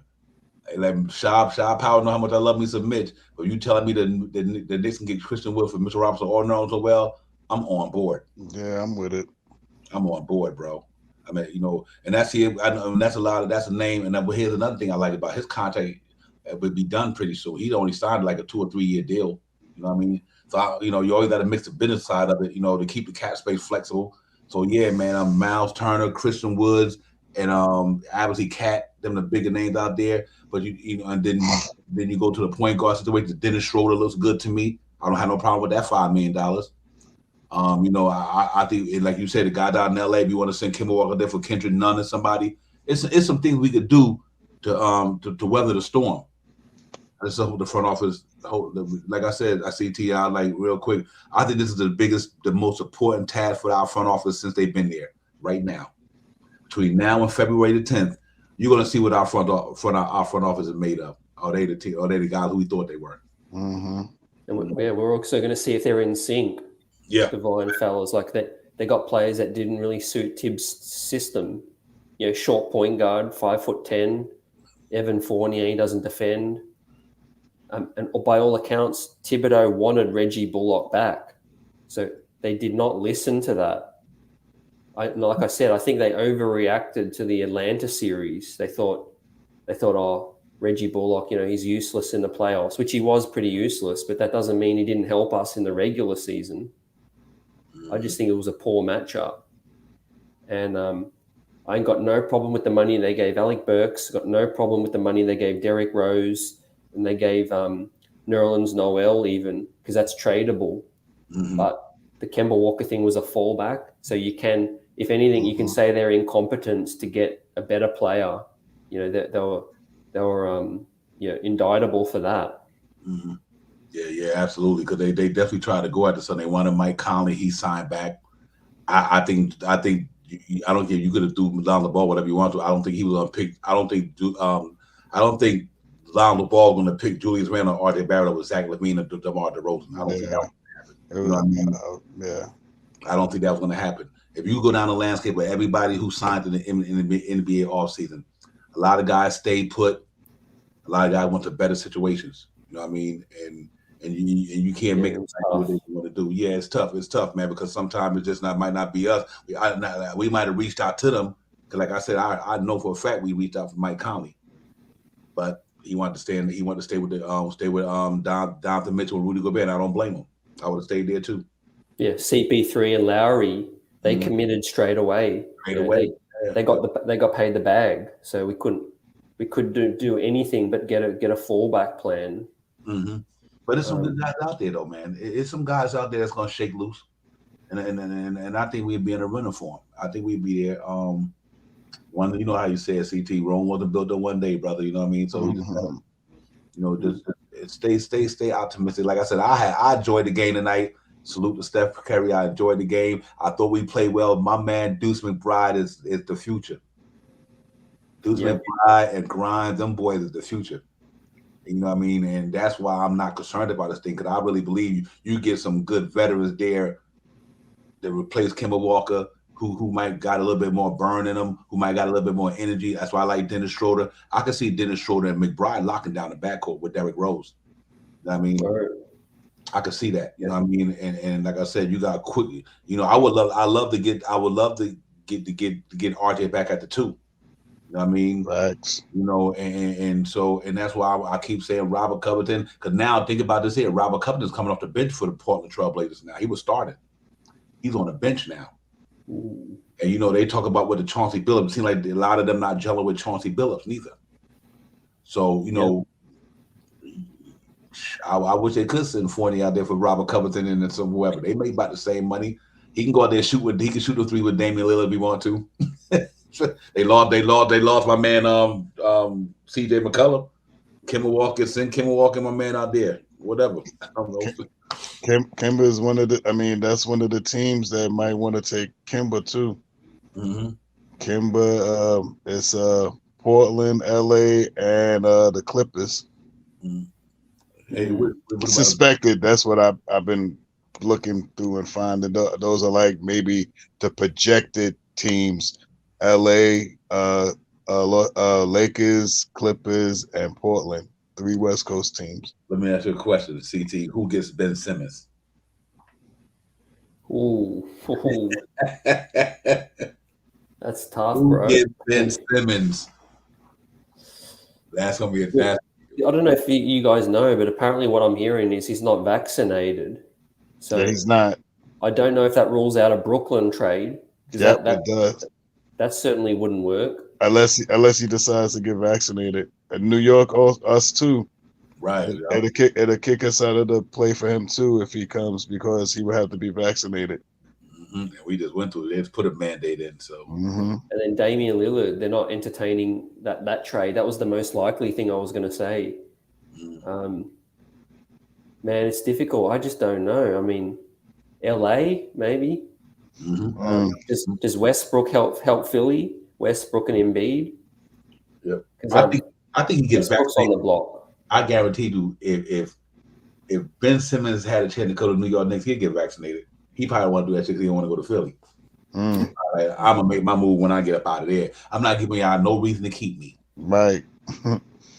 You know what I mean? So it's gonna be interesting, man. Listen, this is gonna be one of the most fun months we can go. We're gonna be talking about everything under the sun. So you make sure the streets of Brother Knicksville talk to real buzz. Y'all, man, y'all like and subscribe because we're gonna be on fire up in these pieces.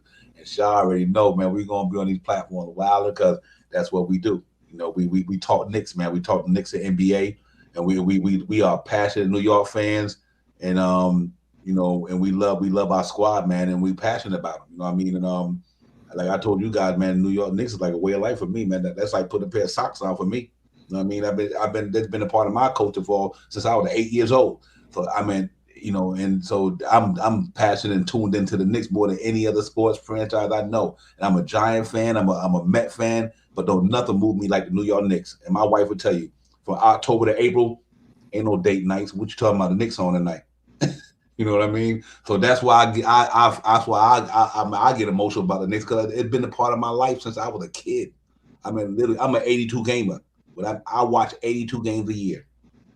82 games a year, man, for the last 50 years. You know what I mean? Well, not 50 because then back then we ain't had no cable and all that stuff. But you get my point, though. I've been a Knicks fan since I was a young man, and I bleed orange and blue, bro. So I get upset when we not playing good and things ain't going right. We get emotionally attached to these guys, man, because these cats been a part of us, man. And like I said, Puma Clyde was Puma Clyde to me. You know what I mean? So it's just disappointing when we lose them, but I do know that once we start winning, all this stuff will go away. Winning cures all, man, and that's life in general. You know, winning cures all. So we gotta hope. Let's see what we can do or we can pull off. And what you just said quickly too, Clyde, get well. Clyde's in protocol, so it's hitting us at all angles right now. Low blows, players getting out, legends getting out. I mean, thankfully we're all here strong, holding us down, each other down. Yes, indeed. Going through this is one of the things I enjoy about the 82 game season. It's a marathon, not a sprint. Exactly. Right? There's going to be nights like this where we just chop it up to the early morn. There's just going to be nights where we're giddy, we're celebrating, the streets are buzzing, and like you said, we're all just passionate fans. Yeah, we are, man. I'm good. I love the energy, and I think it was going. Listen, man, don't get me wrong. The Knicks will be where I think they're going to be at. I do believe that. I don't think that we just make these predictions because we just guessing. I don't think we do that. I think we are wise and intelligent enough people who know basketball, been around basketball, to know that we predicted 50-50 win just based on the team that we had. And because of the little kink in the armor, it makes it seem like we're not going to get there. But just like you can lose 4 in a row, you can win 4 in a row. You know what I'm saying? And that's real talk. That because you lose 4 in a row don't mean you can't win 4 in a row. Mm-hmm. And if you can lose, you can win. I just think that right now we're in a funk because key players is not there. I think the Kemba Walker thing might have shook the locker room a little bit. I think it might have shook them a little bit. Yep. You know what I mean? And I think it might have kind of made people feel some type of way. But then they had to realize, like, you know what? They paying y'all money to perform. So you got to get the Kemba Walker stuff out your mind. And he's being professional about it. You need to be professional too. You know what I mean? And I think we're gonna go on a run once the smoke settles and the dust clears. The smoke settles. I think we're gonna get back into our grind, man. We've seen it when we played this season. And I think we're gonna be able to replicate some of this stuff, man. So I'm gonna stay optimistic about this thing, man. And just from a fan and from I think a knowledge standpoint, I think we better than our record show we are. I really do. Yeah, absolutely. Yeah. And when there's urgency, you start to see people really look deep within, Mm-hmm. either make moves, out of desperation.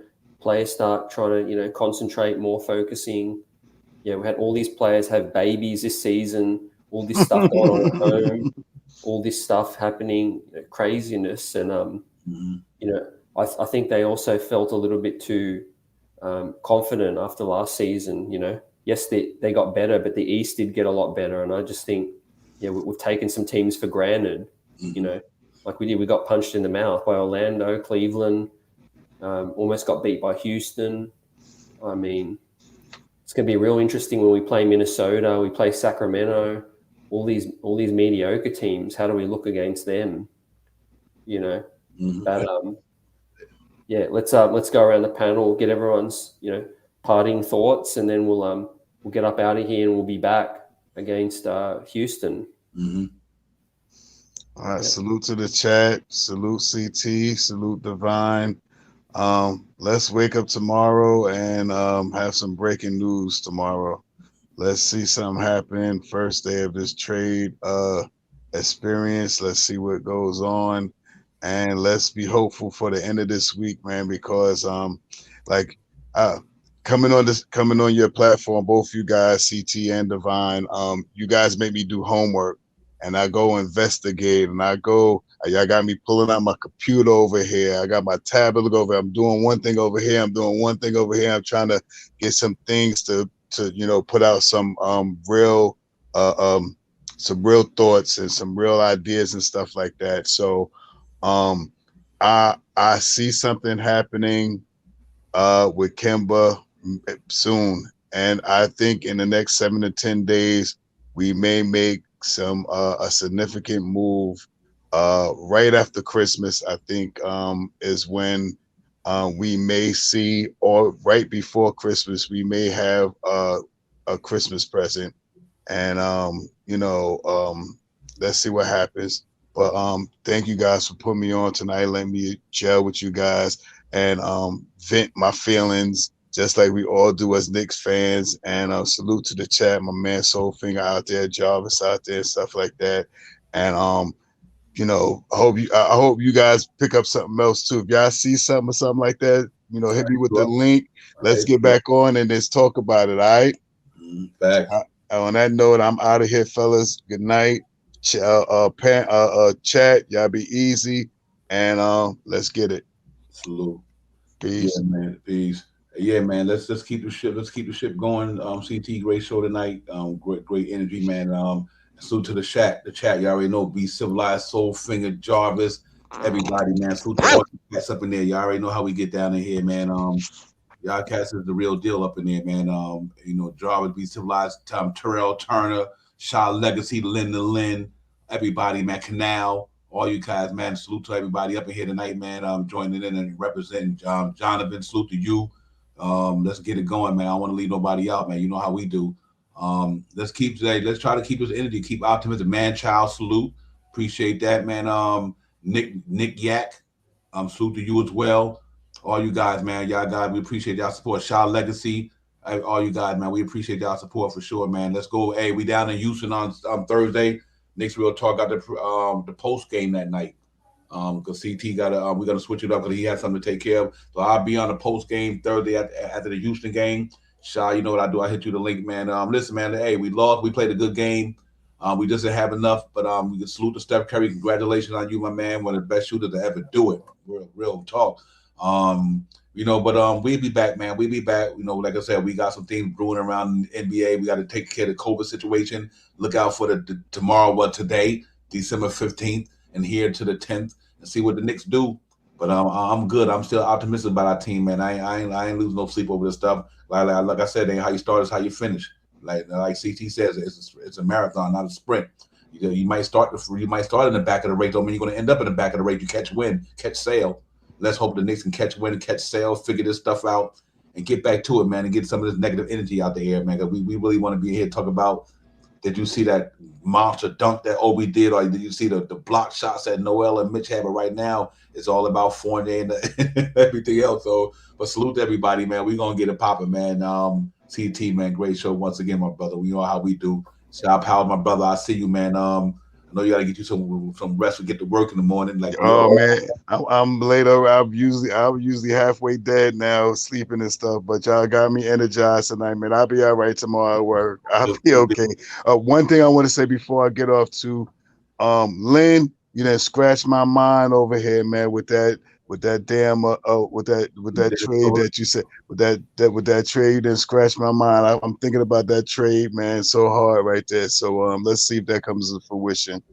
Yeah, I think you can get that done. He can get it done by now, right? CT Dennis Schroeder, because he's signed. He can be traded today, right? Yeah, he signed free agent. Well, mm-hmm. Yeah. Let's make that happen ASAP. That's why we have the chat too. You know, we love your opinions and your passion and everything. You know, salute to everyone. Like Divine said, you know, you all keep the streets buzzing. We love chopping it up with you. You know, together with this. You know, we're only a third through the season now. There's 2/3 to go. We're approaching, you know, pivotal mark now. Decisions going to be made about the future, where we go from here, who's on notice, who's on the block, all of that. And I think no one's safe on this team. Nobody. James Dolan is about 1 centimeter away from getting involved, I feel, if things don't turn around. That's right. You don't want him from downstairs. Exactly. But yeah, like Divine said, great pre-game show. Divine's going to take care of business on against Houston. Hopefully, we pick up this dub. The schedule gets a bit easier, and let's turn this thing around. You know, but yeah, hopefully we wake up and we see some news, and we'll talk about it. So keep a lookout. Peace to everyone, and we'll see you on the next one. Salute. Let's get it.